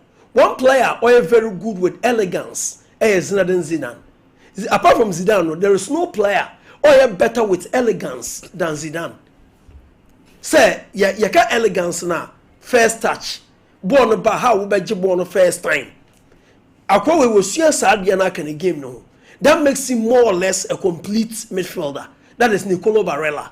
In the Inter Milan midfield, who say about 5 in the midfield. But 5 in the midfield no, about left wing back, no about right wing back. A right wing back no, that is Mathieu Darmian. Because there is no Denzel Dumfries into the Mathieu Darmian ever against Bayern Munich at right wing back. Now at the left wing back no, remember this boy Federico Di Marco. It was supposed to be Luis Augusto, but what I'm hearing from Italy. Likely that is Federico Di Marco never bought at the left wing back. Now in the middle, no, Mkhitaryan, Çalhanoğlu, and Barella, I always jealous that midfield. When you say Inter is the only team in the Champions League, me who adia Inter for no NB. Yakasa bibia Inter for nibia. So when Inter for ball, na sa we buga. So what style no I say. I say what they won't football. Yeah, there are teams who won't football. They only press with aggression. Team like Atletico Madrid, Juventus. To say pass, that is not their style. Their style is aggression. So what they Juventus say when Inter Milan ball, that's our style no air movement, any aggression. I want to mean Inter Milan ball. Because some more players that they will give you that, they will give you that quotient. And one player is Nicolo Barella. Onimbopa aggression. He is more or less a Charleroi Garoua, a Uruguayan. On immigration bopa. Now say yafo born to one yambo born na efena or more midfielders on Munimbo. He can Çalhanoğlu any Ulrich Mkhitaryan. Mind you, Çalhanoğlu started at Leverkusen in Germany. Again, Ulrich Mkhitaryan started at Jurgen Klopp, Gegenpress and Dortmund. Wabo Arsenal pain, Abo Manchester United pain. And this guy, yafo born into from Nayambono, he understands the language of pass and move. Now again, what about say yenjine training yen shooty when the goalkeeper is caught off guard? Obi onimbo pa he can Çalhanoğlu. I call him the Xabi Alonso of our era. When say Xabi Alonso na dia no Emma Xabi Alonso ye quite exceptional. And I say from nowhere obi no wa short be goalkeeper nin that no na she. That is Xabi Alonso. And such Xabi Alonso qualities, he can't Çalhanoğlu. Yes, similar. It's where on the border, may the red line be out to Inter Milan midfield. And red line, naturally said, that is the strength of Inter Milan. And on which he said, who can defend us from 2019? Who can defend us on number of assists? Inter Milan on were 3 defenders. Yaka defenders Omama a lot of assists in their game to their gamer. From 2019 ever, Inter Milan were about 3 defenders. Omama a lot of assists to football. Now, since 2019, who per center back Omama more assists in football? Brent friend Alessandro Bastoni. Alessandro Bastoni since 2019, Wama as many as 17 assists. Now the second player, Benjamin Pavard. Pavard, ama 14 assists. The third one, Barcelona defender, friend Jules Koundé. Jules Koundé, ama 13 assists. Ofi Benin or Beninois. The boy Jules Koundé. Now the next one, Danilo, Juventus. But currently Danilo echo back to Brazil. He is in Brazil at the moment. They say only Juventus bio. A brand here, Danilo, currently wama 13 assists. Now, Mohamed Simakan of RB Leipzig, on also ama 12 assists. Dayo Upamecano of Bayern Munich, ama 11 assists. Now, Van Dijk of Liverpool ama 10 assists. There is another Inter Milan player, your friend that is Francesco Acerbi, on also ama 10 assists. Okay. Into the we form center back 3 now. Out of the 3, so what your assist in the boom in the from 2019 now, Omama 41 assists. And this season in the Champions League, what kind of best defensive team are? There is no team over competing in Inter Milan. Group stage, you know, consider 2 goals per. The whole of the entire group stage, or consider 2 goals. And a movie in Inter Milan until now. You say Mourinho can be about football. So there is a golden rule in winning Champions League and the championships. Normally defenses, a winning Champions League. And now, maybe writing my lessons. I still believe Paris Saint-Germain are my favorites. But Inter Milan team, don't underrate them. Okay. You will do so at your own peril. So, see, the Akobana says, Inter Milan qualifier or go against Barcelona. We are Barca fan and we show. Because Inter Milan team, no, there is nothing like weakness in their sport. And what's in any weakness? And so, see, there is that understanding between Lautaro Martinez and Marcus Thuram. And understanding is Sayaba. And the reason why me who say Bayern be qualify. And say, Manonoya is still out. And goalkeeper Jonas Ubig, the 21-year-old, never da. So Jonas Ubig, Amabayana. At the back, players or mobile center back. Eric Dyer and Kim and Jai. Dayo Upamecano is still out in this game. And that is a worry. And we go right back and left back. There is no Alfonso Davies at left back. And no boy Josip Stanisic. Now I say about Conrad Lemar. That's another weakness for Bayern Munich. Okay. It's a Bayern team, no. There are a lot of deficiencies in their team. But Inter, no, 7 players, baby say no, ne baby su ye. All right. Inter team, no, are a team to watch. They are one of the dark horses at this stage. And this stage, you know, who share Inter Milan when show mu ye ya. Anra na dokona ukrano. Anra kwa mukokrano wenye bini. Okay. Philip Kwabena and Kumusaya da say, and Obama mo code no more discusses here na BBI fine. Olivia Tiwa say good morning. How are things going? Some passports, no size. Abbas Zachary say good morning to you all for the best sports station. Keep it up. Okay. Starboy say I'm enjoying the show live and clear at Avumeme Port. Sompa FM Sports no size. Arsenal will eliminate Real Madrid tonight. Greetings to Yasima Kojo Space, Yao Meman and my lovely father. No joke. Also some was a hit. Canadian come and say good morning, more for happy birthday to my dear friend Babe. Kennedy watching you live from a team. I see you are second to none. Crespo, Fufu say Crespo from Fufu. Barcelona nearly spoiled my day yesterday, but we did what matters most by qualifying to the semis since 2019. Greetings to all the listeners. Fun for Douglas is in Kumo Fire. Kennedy and Kumasa remontada remaded all the way. Whether sun or rain, some passports is fire. Okay, I know you're fun for Douglas. All right, I'll say, Moses saying, the French ref Francois Letezier is grooming into a household name as officiating at the biggest stage in Europe is concerned. I'll say, receive his UEFA badge in 2017, just progressive.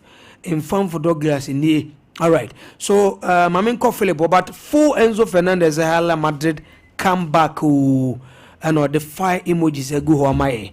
All right. So good morning, boys. I've been hearing of a certain comeback to be made tonight by Real Madrid. Sorry to tell the young apostles of this school of thought that the comeback wouldn't come back this time with David Raya, the Spanish, coming back to Spain to accomplish a possible mission. Mikel Arteta over Ancelotti tonight, and Declan Rice over all Real Madrid players by a large Mama Salia Fiura. And the message in here. Okay, Philip, me emphasis again. I'm so happy so I call Francois Letezier Nassen. Yeah. I think he's doing very well, exceptional. Now, and then first and it is brought to you by Betway, also Getway More. Betway, also Getway More. Which will be your pair or coffee casimwa, which yana was may greens follow you all. May greens follow us all. And then greens be follow ye. It is a who monetize it is Betway. Betway, also Getway More. So all those watching and listening, it is Betway. And then of course, first one here, 1B 408291. 1B 408291. 1B 408291. That's our first code. So it is a cerebral bite. 1B 408291. And the screens also. We go Facebook page at the and see all the codes will be displayed on our Facebook page. So go there and just quote our bets and one say on to the besano now when you scale bottom. So it is 1B408291. That is our first code. Now your second code name 1B3F5A74. 1B3F5A74. That is a roll on. So go there now. Quote your bet. It is very simple as that. Now your third code 1B3F925B. 1B3F925B. That's our third code. Your fourth code 1B40581D. 1B40581D. And your last code, that is our mega accumulator. Our last code for the day, 1B40C8BA. So those are the codes, and they know Yademau. May greens follow us all. Betway also Getway More. Okay, so I know Philip Kwabena and Kums, I don't know. Gentleman Dental Clinic, Gomkambi, and DBI, the full time Jimmy D. Ebrel. Na Makajo say was 7 and somebody woman beti maboa wo. Was here to a fakwani ya fele na mau. Ana cheso obi kura hu za osie to e kama ye pa omo ye nso watimza mpoma ye niye ajese obenya value for your money ajese adwuma omu di okuruma no obi e bo mabaso pa na yemfan tu anim se obu ane se no obese oye gold ana silver crown eno zo ye be ne kama pa adiama wanya grokra na opese o se ne fite de se suchirema ye ne ye boa wo na ya se adwuma ne kama de ama wo wanum be hwam wo se be fite a on kokase ngu obi asuma mudi nkomo boys girls na betima seribia aye Gentleman Dental Clinic ene betima boa wo ye branches ne do so pa Kumase ye wa Brepo Junction behind Total Filling Station no Techima magazine off Techima market kwano zo Accra so ye onungwa Atomic Down Koforidua ye adjacent Central Police Station no Takrade so ye pipe no traffic off Tadisco Junction ye Benjamin Bank ni pa 0559 139582 0549 906588 over na ya Joso Joycam Roofing Company Limited wo ana Obama dempa na wakwaje chance papa e de abodan so ope IBR ope self lock ope MSL ope IoT standard sheet Eurotars ni na bi wa losing kina no benye biato na Joycam di obi ajoma tumzampa wonya to roofing sheet ni bi ko bodan so a sensuo na eto semframa na efa se wi na ebo de tia na tie 100 years beba ama 100 years atwam de tia na tie enwe na ache cheze ehu odin ajesense sanda de bia no ho odin ajesen ye kamfo dem obi aze Joycam Roofing Company Limited de wo ma nka hini de ani ekire na branches na do so ye wa Accra ye okaso ye Kumasi Techima Sunyane Tamale Boga na afi wa Kumasi de ye wo Sokoba yampa ame ye ne police station ne de anumhwe 0540 125 816 0540 125 816 0551 009 000 0551 009 000 fra na ya jusu na bibia aye kama pa ade ama na kanji na energy drinking water ene ye kan fudem obibia ze we ye nzupa de bia yedi ho adanse le kire ze wonya bi ofie ho wonya bi office ho afei hospitals outdo no munya bi ebebo yi papa na yemfa to de ze hydrogen e womni ye rich pa minerals bi ate calcium magnesium potassium ne iron no ahyemu ma edide bia na wonya apomodi kama mepacho onoma na ontimi nya onan a obeja onan kama yi pa ehuru ni paduanum eyi chese finfri ni paduanum kama yi pa afi yemfa to jase onnom kanji na najin drinking water o kala ye fankasa afi wonum nsuo na se wutrimi kure mfuwa etimi fu kama ye pa no aye kanjin energy drink water ye kan fu dem obi aze wonye bi ebebo ye papa na ye mfontu de se kumase de ye wo brema UGC Tafuni Road Abawa Road Junction one o oba 0241 449191 0241 449191 0507 379474 ofrani aduse bibia ay kama pa enso ade ma mu na tajira yegusu tinkonya so ay the full time juma di ema live and large on Sompa TV, Sompa 93.1 FM, Sompa 93.1 FM on Facebook. Me no gazai nondu aba pa sema dionum kron about 10:59 me call for quick commercial break aba me ba Orlando betna say no dey fi na ba. There's nothing worse than your multi-bet missing, but nothing better than having it saved. Bet Saver.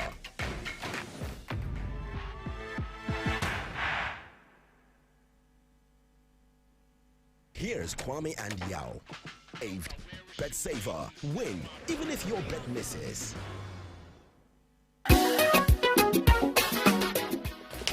If I shop, I'm going to show you a value. Right, and not so beautiful. Now tell me about Michelle and see you back. Queen, why you saying? Bra, said your time about Mr. It's your Jimmy me fearful, and you're the about ever so. Really, I know this offending now. Bra, so me cousin me the time about Mr. Juan Dancia. We are singing now about Timinka. It is some malaria. What run the time about Mr. And you go, dear, no more to I want to me any deal. What run the time about Mr. A drink and your ma or bar waffle through. Dear one mark for down for any aquada when you fear do me and son of the time about Mr. Draven. Shasta Wako Hospital and answer lab. I'm what who said, oh, a 3-day malaria be answer. Kayo said time me a TIME. Time about Mr. I feel malaria fever be than Ziba a woman. Ever trap. Ubenya be at all, over the counter medicine sellers. Any herbal shop to do an FDA aji a dreading cratoy at all. Abusaka kraka bi wo hanu meja tom na rewu sebe wo me say abofrake to wanya 2 years akadai ba ku nti African Spider-Man bla be ya abofrake to yi mo na nipa ho hia dede bi ko so no ti kame ho ne ko hede wo mbia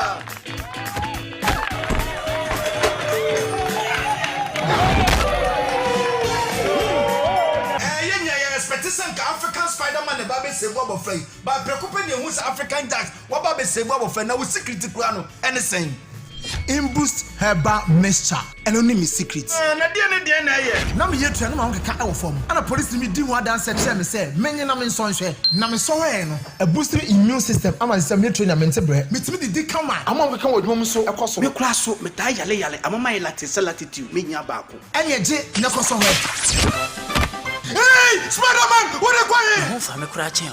Ubenya Imboost herbal mixture and pharmacy and also herbal shops. A pin for any kola umundi if you do me no enom. FDA adjudging tatwe atu. If you want better future, join Ghana Grows, cause our Greek be the future. Join Ghana Grows, this be one for the culture. Join Ghana Grows, cause you might for Ghana. Join Ghana Grows, Ghana Grows.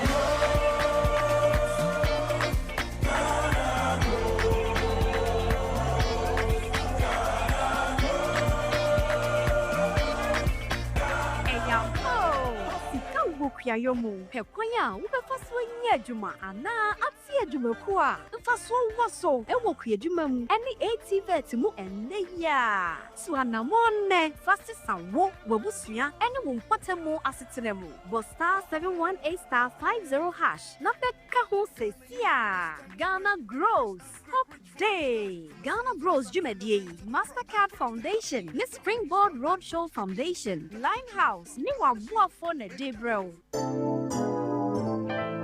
Mamisha, time HH Heba Mr. Bina Unumi, and ya what dropa, a ya draw, say, a manipedian kwamwano enya hoden, na akwatia yare, and chain yare and san wakakoto, fire wadro, nanomno abribia, Kanoga Company Limited. What the time TIME ebe jasono wonnoa and the time HH Heba Mr. Edia bejaso akra wenya mfrisia dumienu enumbi wopemfo ene oba wa makra nufo enso enumbi time HH Heba Mr. Ubenya bi over the counter medicine sellers any shop dodo na mu so pedudo to afre 0244 417669 0244 417669 time HH Heba Mr. Eyadro say FDA agye adwadie nkratoe atum.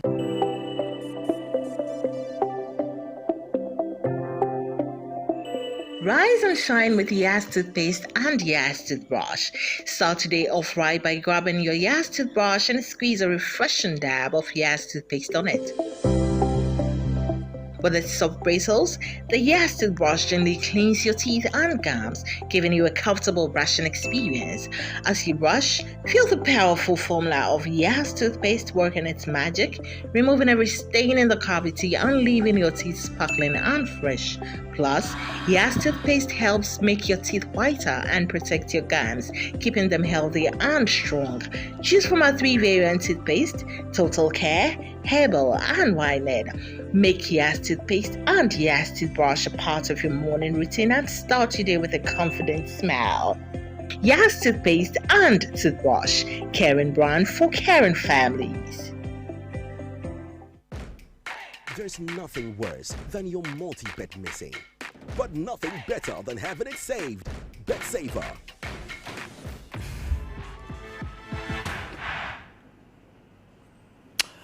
Okay, Duba kun abo pa sema enan pepepe ko ya ba mraso Orlando abetena say wo the official me ba Orlando akwaba BBI fine dey BBI okay de nyame ase pa yenti o de nanso aboabo no ebre Basinko ye be chia for ATA Sompa 93.1 ene ya hwefo a Sompa TV ene anopay e wo full time ne so efisem no ena me di be go de ama Ejekum Blankson Junior enemy the obetimi afremi Orlando ye chance ye e free Ghana Premier League a standing gamer and yeti e free ona chese ye wia na chese a standing matches bia enso eni ho biem no omo be mame ye fixtures no na afen so ya he matches no de wa eno nso ebesi fa akoso yes enti no fixtures no na da wo TV ne so a onso wutimi hwe enti no wo TV ne menwa na wawramu e wo Facebook Sompa 93.1 wo benya videos ni nyina enso e wo ho Young Apostles etra fie 3 pm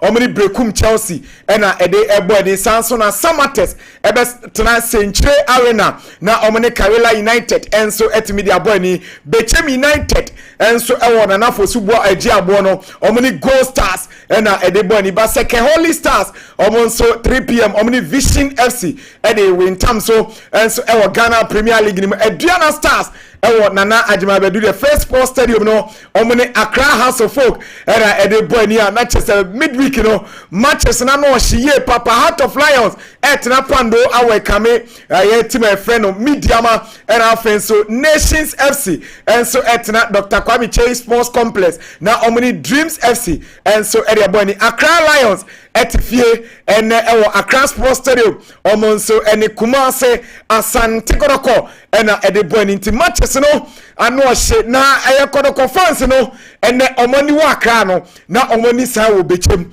sanso na Gold Stars for no omoni wo bechem no na omoni wa Accra Nations FC fonso omoni wa Blankese no na omoni wo eye bechem ene nkran nyina nti e chese match ne league table no de aye ne nti no obi abo a na nani tete wa ono nso ehwe obi de enso eho na coaches no enso ede nkomo bebre atudwa enso eho na edika no coach Prosper Nate Ogum ede game no nsam kakra atudwa osi game we no a challenging game pa esanse Accra Lions for no omo yase omo be win game we na bottom ho no asia ho no matime free ho Samson akoroko enso yase obe win na wa maintain ni lead no enso e was ro. Coach Ogum.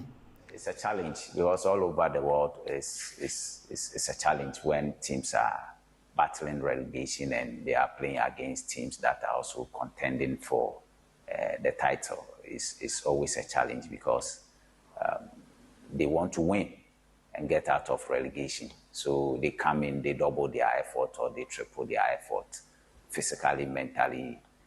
They do everything possible to be able to get the maximum points. So we have to go in 2 times or 3 times, whatever physical efforts or mental efforts or mental orientations they come into the game with. We have to go 2 times or 3 times their effort to be able to get the win. It's all about the mindset for now because in terms of the structure, how we have to play defensively and offensively, I think it's not an issue for now, but it's about the mindset, the ability to go the extra mile when you are playing against relegation threatened teams. It's all about the mindset. Entino head coach Edema Kumasi Asante Goroko Dr. Prosper Nate Ogum and Ede Sansem Tuja or say and you know the Accra Lions baby is a Kumasi Asante Goroko any 2 times and answer 3 times. Now wasai dia Tuja say wakachira boys ni say as Goroko ni swadi unane say omobeje league no na omobeje league ni so match bi say no ehu hia pa. I've told the players that as far as our contention for the league title is concerned, we need to try as much as possible to win on the road. We've had a lot of talks on that, and they are ready for that because it's the wins on the road that will help us to stay in key position for the league. So as far as engaging them is concerned, we've spoken at length. Ghana Premier League, playing on the road when you are playing away is very difficult. Very difficult to play away in the Ghana Premier League. So it's a sort of a mental thing that I'm trying to get into the mindsets of the players that they need to try and go the extra mile to be able to get us the point. So we are ready. Entino coach Ogum Chema on any mrante no aye ready. Nemo no obo away matches e Ghana league ni ma e na ne board eno de wiase ba bia endra ye ni aye hu se Barcelona kwa away na no mamu ye dem omtinye Ghana league nkwana obo away matches na e na eno mamu oden eno nso e wo hono na coach Rena Craft on the head coach Edema Accra Lions ono nso e de nsem kakra tudwa ono nso se sisi anomani so ade hu nso on be share match we e san se omo share omu game against Barcelona Holy Stars no e boost omu confidence omu nya we ni ka ho a e bebo omu Asante Goroko nso hwe e soro ho no enti game ne de e difficult game. Goroko need to win to remain on their spot top of the table. We need a win to remain in our position to try to avoid relegation, so this will be a very tough encounter. Of course, Goroko is a big favorite. Enti eno head coach Edema Accra Lions Rena Craft and Ede Sansam no and so etimi atudwa e hono ma ye boy che Ede amount e was Sompa na the 3.1 afin so Sompa TV so and na pay 4 time so na coach Frimpong Manso Ede ensambi atudwa o say o bibi kakra obeka che Gold Stars supporters no yentie coach the betimi aka kire man start league I think say any omunyina na airball league no with their support and be a watch still no yenya fans maybe to come and then support us. So yes, the Ebekans will continue to also support us. They should continue to have faith in us. They should have belief in us, and I think at the end of the day, yes, you will come out at the victorious. Eno head coach Edema baby any Gold Stars from Pomanso and Ede Sansam no etimi atudwa o ka che ne supporters no and so hono mo na Kasim Mengel o kanse head coach enso edema Nations FC ene omuni Dreams FC ene ebo ewo Abrankese na ore atuya say Dreams FC for no omo wo form papa. Dreams are in top form. It's unfortunate they lost their match yesterday to Midiama. I always say football is a game of uncertainty. Nobody could predict Midiama will beat Dreams 4-0. So that's why we have to prepare very well.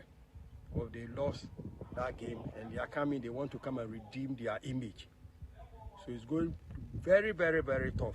So we have to work harder to overcome them. So how's the preparation been so far?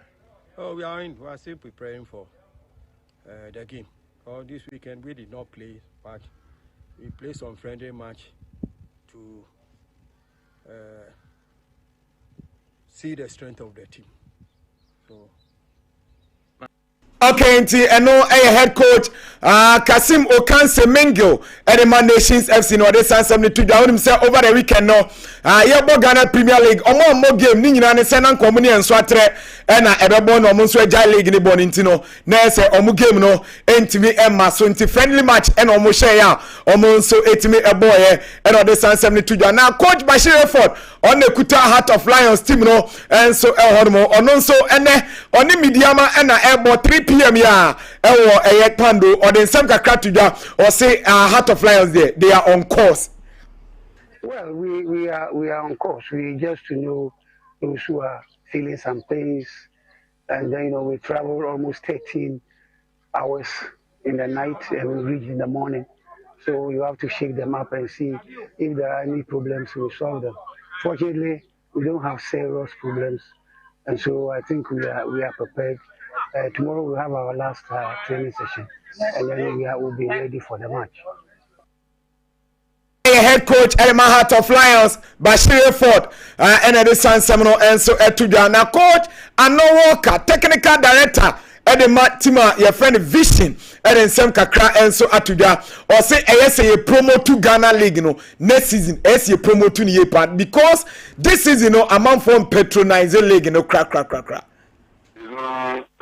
Senior me static and na league no senior man for patronizing no and fine. Until we need to promote the league. Sebase nyamiya dum next season yen promoting ye because se ebia we impu kakra me na eba si no. Say ye die mpenfo do hu hyem promote league ni year be ya kono aye fine. Technical director Edema Vision FC Mr. Ano Walker and Edison Seminole and so Etujo so omuni house of folk no obeka saka krabi no amount for by team pay for no mu shem na mu promote 2 matches na amount for ebe patronize Ghana Premier League no and so na Endra GFA secretariat no na nigisem enso edema clubs no anasa regions no enso ebipa na edikan omomamic pickups no na yes Endra the Ghana Football Association led by Mr. Kate ES Okraku omoye presentation edema regions mako and watche into pickups kama and brand new pickups and Endra omoye handing over no and so edema na Kate and some kakra etuja edi kind or say pick up we no ama for free o nti say what wo na wadwene ye wo say pickups we no e free bia e ama for free ye ticket. The pickup trucks that you see here today didn't come for free. The pickups indeed cost us money. The 8 pickups you see here today cost us $262,224 US. $262,224 US. I hope I got it right. This is how FIFA forward money is used.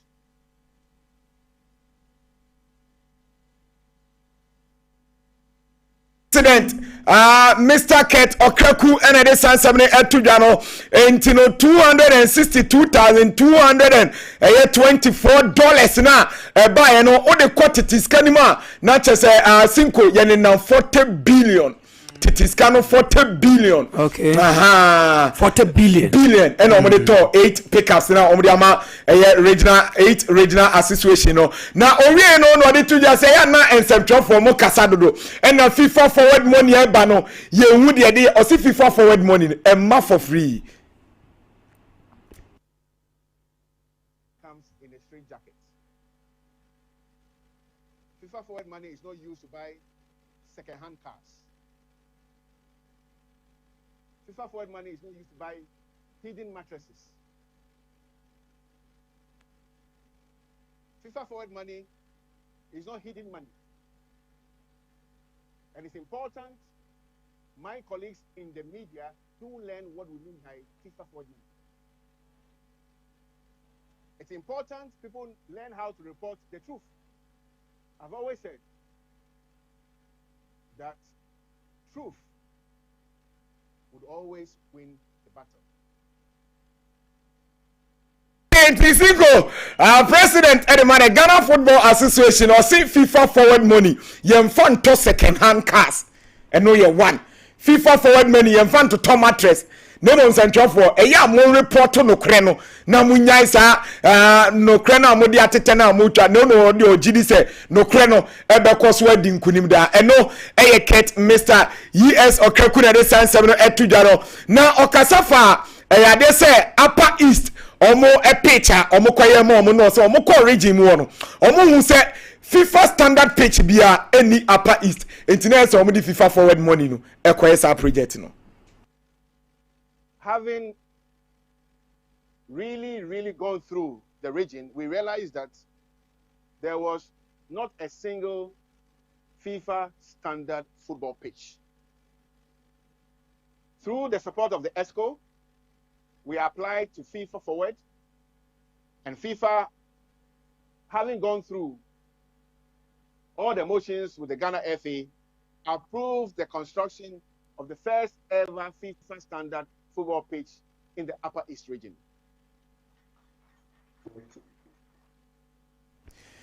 Okay, and I know Mr. KTS Okaku President Edemane Ghana Football Association and it is San Seminina Etujra Ebra Endra Omoye presentation of pickups Edema 8 Regional Football Association and so our GFA Secretariat and it is San Seminina Etujra na Thomas Bia head coach and so Eden Sam Kakra Tuja or Sisiano local players no yemfo Murera Blaster Hon Kakra enye bebre kakra no munsuade. Oh, yeah, I think they don't move fast. I don't go because they are against them because men, boys, you know, local players, from when I'm picking you, when I'm you, they say no. You hear the kaka. That's why I say the more for respect in them, professionals, no. Info move the kaka. The better channel. League me what happened there. I had that. You know, the kaka is 2 way. We are the same. And I just remember, I'm not sure. But this is here. I think that you're going to okay, and no, Thomas Bia, and this San Seminole to Jantin Ransford mobile boy. Na oma my asante ko press release and omde ababon tom say enkophobia chance attack omu players no e media ne so omu game omu boy against the Chemi United na enoma nkoye no ama enkophobia take advantage e dey attack omu players ni bi ntia no na omu di release and so aba abonten e ba be che say no ma na ekoso no wa wo yes ha bia no wo be twe ho de afrim because football dey enye de bia na team be win games sa Andra Basa 23 matches no mu lose game Andra Basa kote toy enti normal say team bi be lose game and obebo draw but amanphobia take advantage enti eno no ye be he sansem no enso emuye pa ne ekono ebre nti omoma me under 24 no almost say resume camp den na omakotwa preparation ne so yes enti no black satellite almost so squad no eneda screen ne so also ohebi wo ho na mom no London game na yakobo no yes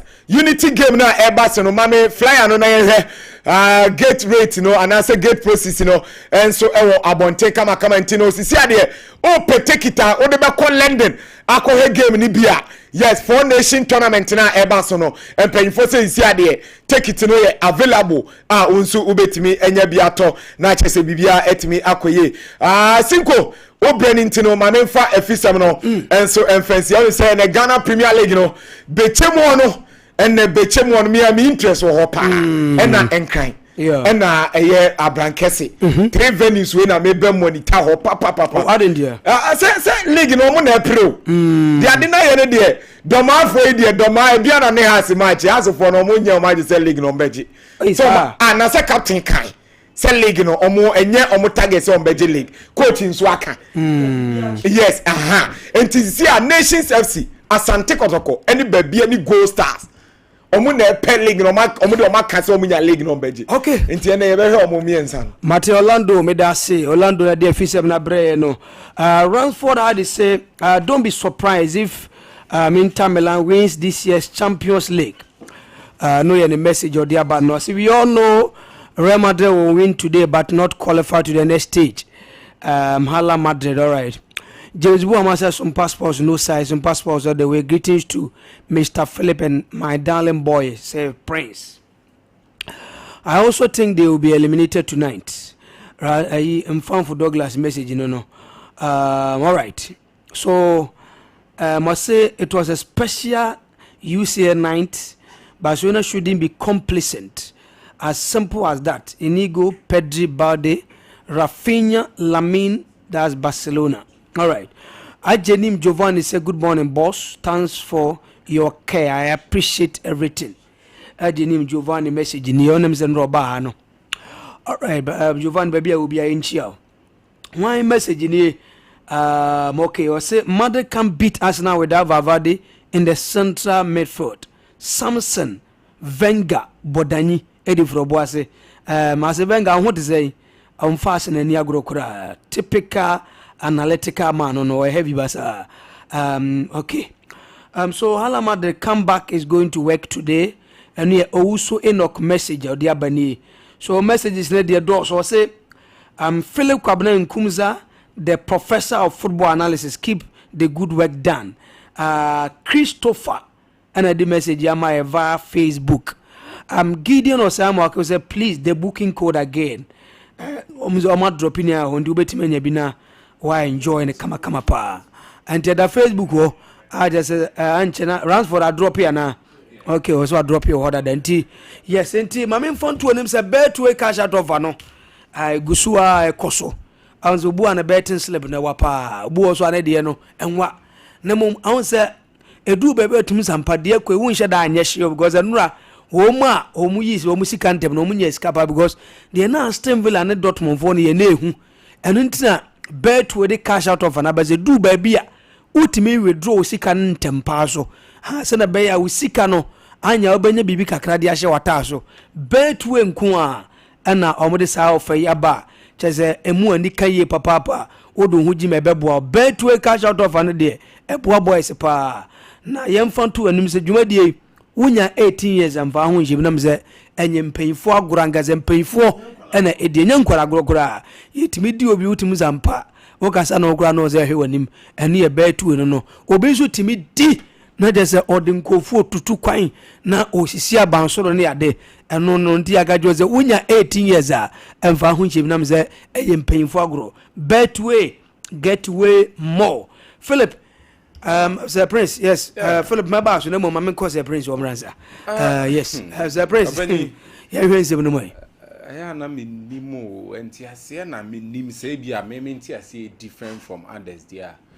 The GFA president, Iraket Okriku, pickup trucks, and on the amount the RFAs, Meboa, and the assumed amount, and I say in calculation, you know. Old Ghana cedis, somewhere around 40 billion Ghana cedis, right? Very good. And Ovie, so would see an insane Kaima. It was as if old throw punchline to some people.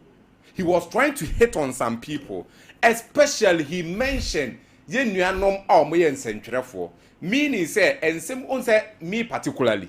Me, I feel say and some no kind eba me subi because I've been here complaining on several occasions. FIFA forward money, the monies that we gain in football, no, a dear impact and a day bread as a nation, as a footballing nation in general. Me complaining a lot. And if the GFA president, after doing one particular thing, a numpon out of the FIFA forward money, you feel say enya DB as a FIFA forward money. But he comes out a good thing anyway. Let me establish that a good thing anyway because it is going to help develop regional football. In a way, a good thing. But to do just this simple thing, now you will come out trying to throw shots, no? And then me feel it some way somehow. Say our leaders just like we normally keep saying. Yeah, football no the way see pen no. Ebe dey see ebe chance and enya the way. Oh, them so say I munya mo fact right. Ongase among criticize you. Look, what are the facts that we are not getting right? This same FIFA forward money na yenya no. These are the same FIFA forward money sa other countries enya. Right now in Africa here, open the nation or yet Minka say highly advanced in football. Say Morocco na dey example because in the recent World Cup, they call in Africa says you no pay the team or team anymore World Cup in Morocco. Yes. And Timame for Morocco, any a typical example right now for us. Under 17 year or more final. And to be the more a typical example for us. Mame the first image, the Ameyen number 1 no. Ransford Fatus my near DB. So the first image in air to Swamamia. Or say Morocco actively developing women's football with the Royal Moroccan Football Federation (RMFF) implementing a 4-year plan to increase the number of female players and coaches. Listen to this, this plan aims to have 90,000 and that's no 90,000 male footballers. Listen, and 10,000 male and female technical staff by 2024. Listen to this. The FIFA forward money, that implementation was done in 2016, if I'm not wrong. And Omoye Omajin said in 2024 they will have 90,000 male, female footballers and 10,000 male and female technical staff. Fakwa Yanko the second image na medema ono. Near the key initiatives. Key initiatives. Ebe so bunti mekan from here. No one who the mekan one. The first one was a 4-year development plan. The RMFF unveiled a 4-year plan to grow women's football, aiming to increase the number of female participants and technical staff. For first initiative, way to trimpa. The second, the last one, no, make an achievement via this implementation of the Moroccan Football Federation. No. First one, or say 4-year development plan. The RMFF unveiled a 4-year plan to grow women's football, aiming to increase the number of female participants and technical staff. Second one, or say financial investment. The RMFF has allocated funds to support club expenses. Or man allocated funds are best supported club near expenses, player salaries and training programs. This is the RMFF. To say Ghana Football Federation. And I say a GFA, Ghana Football Association. Yeah. You get what I'm talking about. Now, the third one, I say professionalization. Morocco has established 2 professional divisions for women football, which clubs obligated to have youth teams. An obligation for Morocco is the same, and this was implemented with the FIFA forward money. Listen to this. Also, youth development. The RMFF emphasizes youth development, where clubs required to have youth foundations to identify and develop talent. He said, "Who is our academy side? No matter qualified to the middle league 30 or qualified." And these are the kind of things I need come once MDB. Talent and identification. The plan includes identifying Moroccan players in Europe and incorporating them into the national team. And look at the mention now for the final one, mommy. So what's here when they make here about women football? Let's look at the improvement and achievements. Morocco with the FIFA forward money. 2024 no more years and money more implement we. Let's look at the achievement here. Or see impact and achievement. The first one, or see increased participation. The number of female players is expected to increase significantly under the new plan. Stronger national team. The Moroccan women's national team, the Atlas Lioness, has reached the final of the WAFCON and qualified for the Women's World Cup. Women's World Cup. Listen, they encounter the Men's World Cup no one same crowd. The kind of make us say development of Mukunyaye. The Women's World Cup and the youth team. Say see no kase no so more final. This is what the FIFA forward money. Some countries are using them for. We are here in this country. Your GFA president say what talk cars 40 billion and over. 8 cars for the 8 RFs no. Enti Yes, and for Yankee and to Yankee a fatra. What are the facts that Omu provide the money and getting the right? You get the point I'm making here. We are in a country. We always claim say football is the main, and I say yeah, football is the main sponsor. Your country needs one. But we are, make us say year in year out declining in your football. The youth side, in women football has access ladies says almost sorry. It's in the end we is equal. No have to make a women's air national team. Or boy to obey some development because of Sikasemunti. Listen, no. Let's put the facts right. Sikasemunti and another have to elevate Ghana. And these are the issues on board are presently there. And you say be a free hole. Presently say no kase ewo. Morocco is investing in club air teams, no? League, no? Trying to get the best out of them. But you must say your league needs to say I can't want me. And then I say coaches ne sorry and travel expenses near there and my fatigue na there. Yanti won't say me breathe. Okay. Your league na your bonus scan air TV right no one's and some the PI can't want them.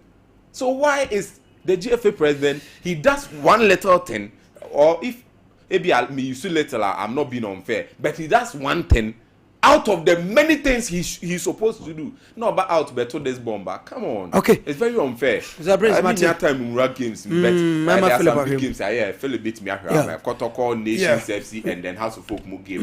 And very, very important. Yeah. Philip, I mean, Kotoko, that is Accra Lions game, you know. You see, Accra Lions in the last 2 games on Kotoko Abono was stretching Krobia Santi Kotoko Yepa. And let me get my facts right here. Because the FA president is talking about facts. It is important. So if I don't get them right, problem.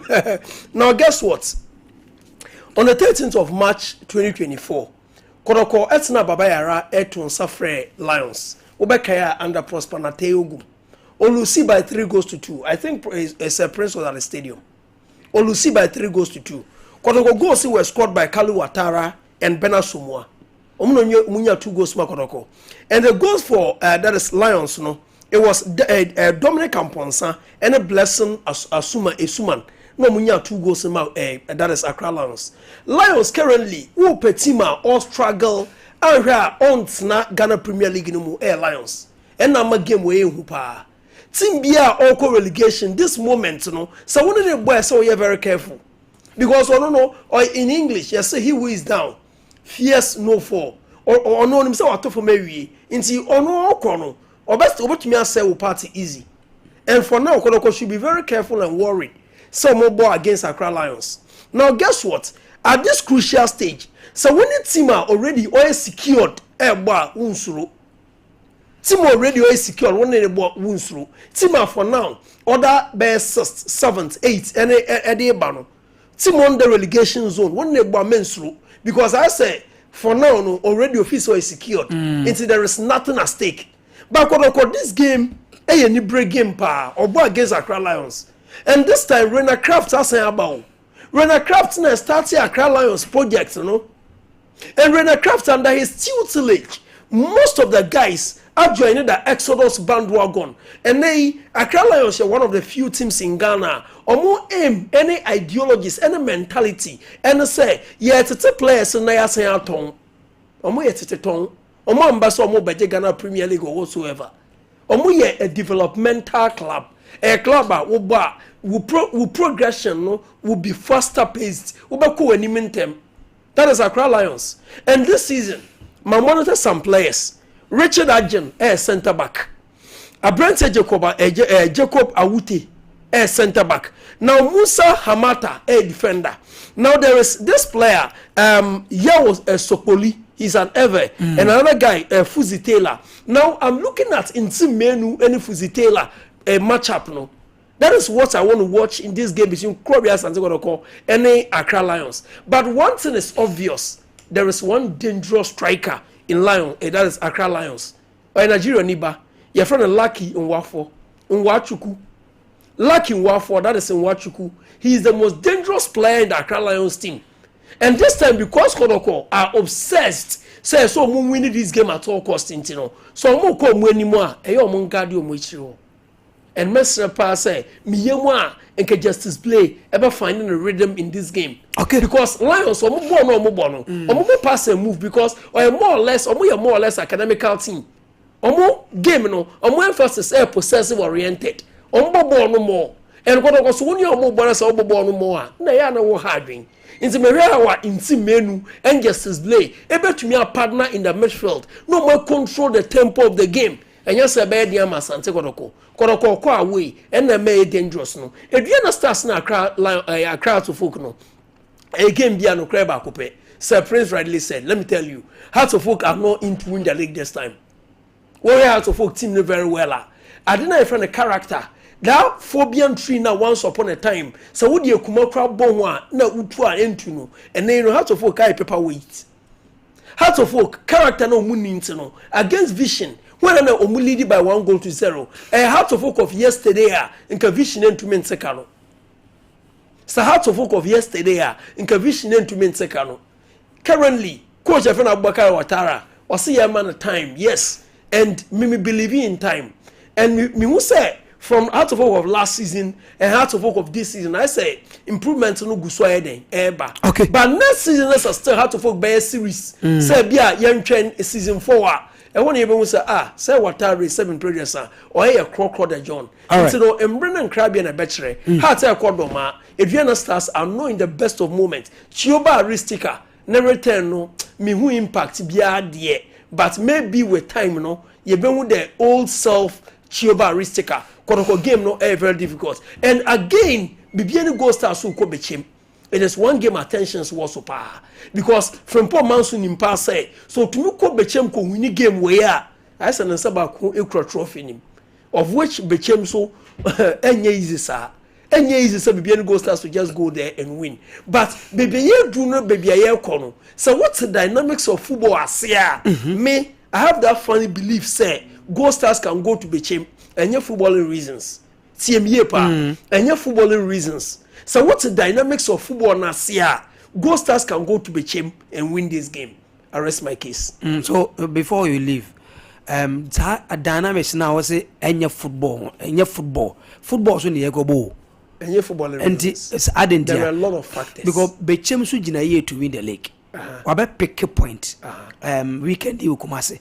And wabe person wabe bedo upon that against baby one major reason here the last 2 seasons of the Ghana Premier League teams are more from the Western region and the people of BBN are almost sure more club no almost pushy almost say they must be the third team from the Western region as Omoje League no and they could call yes say remember now constantly saying say what team of Ghana Premier League na Asante Kodoko and I've told you over time say my favorite to win the Ghana Premier League Kodoko but it looks like Kodoko has started slow. Nanya match about coupe. Enye bechem die ya. Bra, enye about this statement about for home. And listen, stage na you know every game is a walk-up final.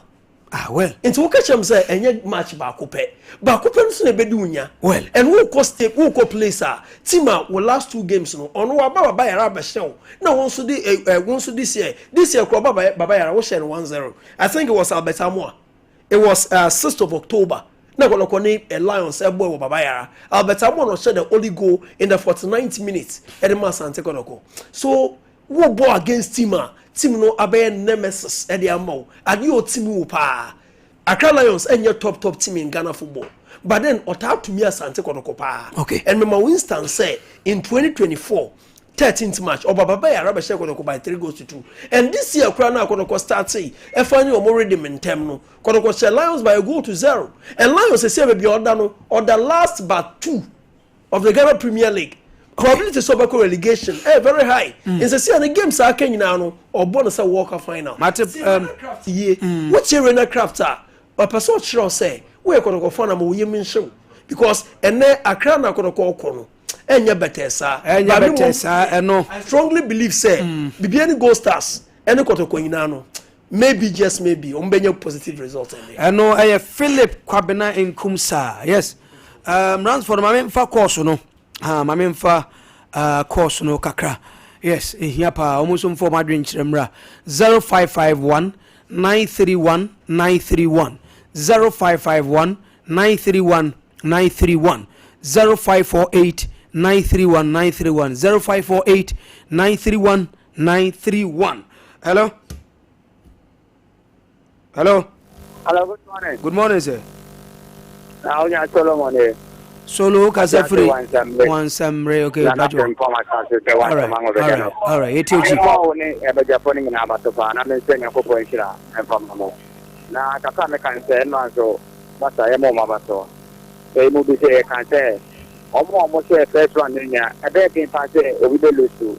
And the same number of homes of Mokata Stadium, so.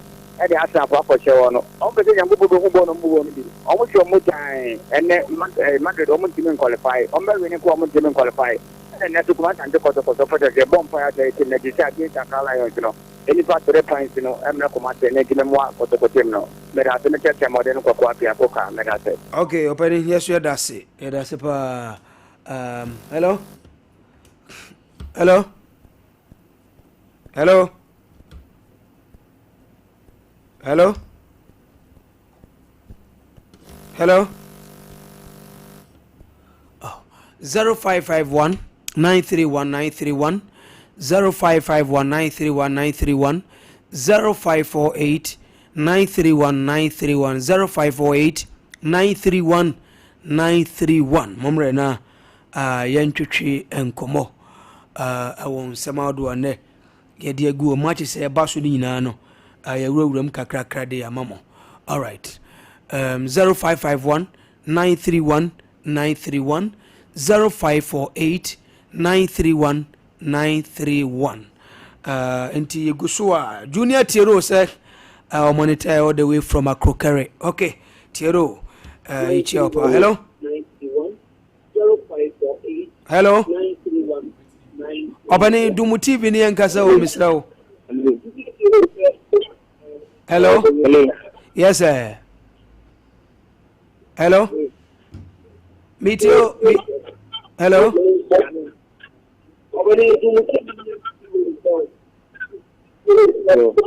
Obani Dumu TV no Mr. Why? Hello?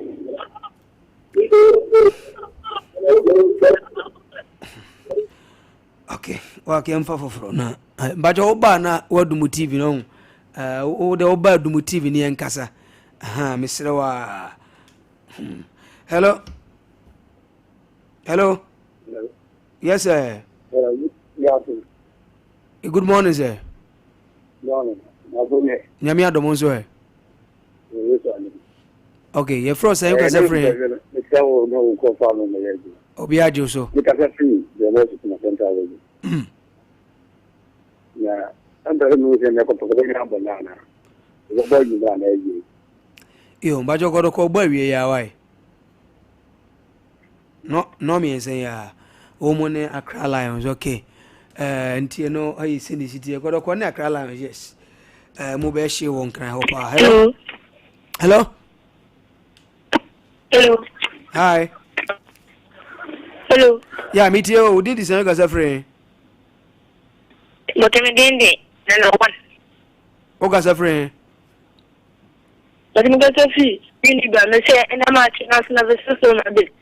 4 goals against Arsenal. That say meet you. Hello. Yeah. But me say na match national versus Madrid. 4 goals against Arsenal. Okay. Na Ghana had a team bay. But I was Ghana how team bay. But I was Ghana how supported team bay. Me say Ghana a league in no supported team bay. Okay.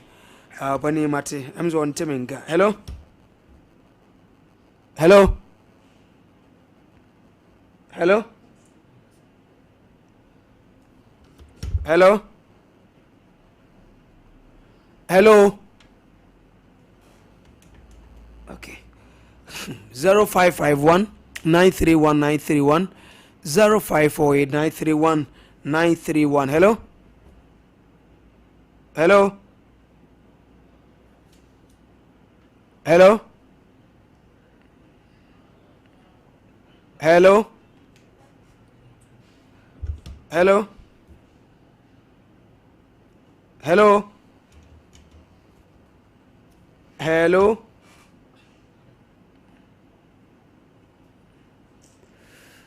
Hello. I don't know. Minim the melanchi. Okay. Yentra we here na. Minim lines na ha me the papa. Mentra we here. Hello. Hello. Hello. Okay. Miemfa frefo ni here na. Yenya mo birthday you know. I don't know but I had dream say tifu yi woman timi mo wuram be kire wo madwen ha me pa. Okay, mamenye birthday wishes no. Mam sisi a fa so fi to so mame. Prophet Dr. Benjamin Owusu Bosiakon. Yes, Prophet Dr. Benjamin Entwi Bosiakon. Dodona fen oja de beba on the dash no so for Act Chapel International boaze and then the birthday o prophet yema happy birthday pa nyame ngusu nshira na engusira no engusuwa enyekese na o birthday nyame ngusu nshira pa na onyum fra dum nkwa dum yes no aye prophet oja de beba no when ye do no so yema me Lucy eton cabbage ewo Dr. Mesa ho Lucy Mami Lucy free ubaba ye fe na boatema eye adwuma wase de fe mo boase e na wo hye na mami Lucy happy birthday osema oto cabbage zewo Dr. Mensa ho nyame nhira na boatema se odo pa ne obemu ani age pa ani esinisi etie. Okay, so happy birthday to Mami Lucy. Another one to for Apostle Stephen Kusi Jr. to mame. For not to mame is here. We Apostle Stephen Kusi Jr. or a founder Grace Word Ministry or Boase Apostle Yama happy birthday pa nyame nshira no onyo kese na ngostanu ngusunya kese no nyumfra domu nkwa domu eno ya Apostle Stephen Kusi Jr. nyame nshira papa but we ni pase Gaza. Okay, so another one to Shaukia Ibrahim from Opapa. Yes, Alhaji Goma and afi Mr. Wak. Almost ne Shaukia Ibrahim kawakuma tu yem ne bana di obedi ene di obenuma uni hagra. Almost uswa uni mobile money account. Koma twebia gu munti Shaukia Ibrahim. Happy birthday to you from Mr. Wak and your father. Alaji Goma Obuase. Okay, so another one to DJ Last 2, CEO of Last 2 Event and Deco. DJ Last 2 no heavy basa. Happy birthday to you, DJ Last 2. Osanya Juma wa Gonaba FM Obuase. Nyame nshira papa. Another one to Monfa Claudio Clarence Nana Buampong Esumai Entosumame from Mary Apia Kumase. Yes, Claudio Clarence Nana Buampong Esumai ene your birthday nyankopon shira papa na onyo kese omuye wadwum no ngusu nshira na omo ho ba oyumfra domo enkwa dom ne bibia ene kama pa. Yes, inti last one, happy birthday to Mame Konadu from ne brother Safo Kantanka. Yes, Safo no heavy basa nti ene Mame Konadu o brother panyipa Safo Kantanka se ene o birthday na nsuro kura o se check momo wallet no na get back to ono Safo Kantanka o se no obemu dige obiche se obemu adi cake na wasan adidi anom kama pa na afi momo wallet no so wasan sheki no na bibia e fine. Happy birthday to Mame Konadu from your brother Safo Kantanka of Sompa TV, Sompa 93.1 FM Kumase. And yes, young friends here, na ye na mu nyina ase ha na brebe me ye kwan na ye de dwumade ni nyina si otumfo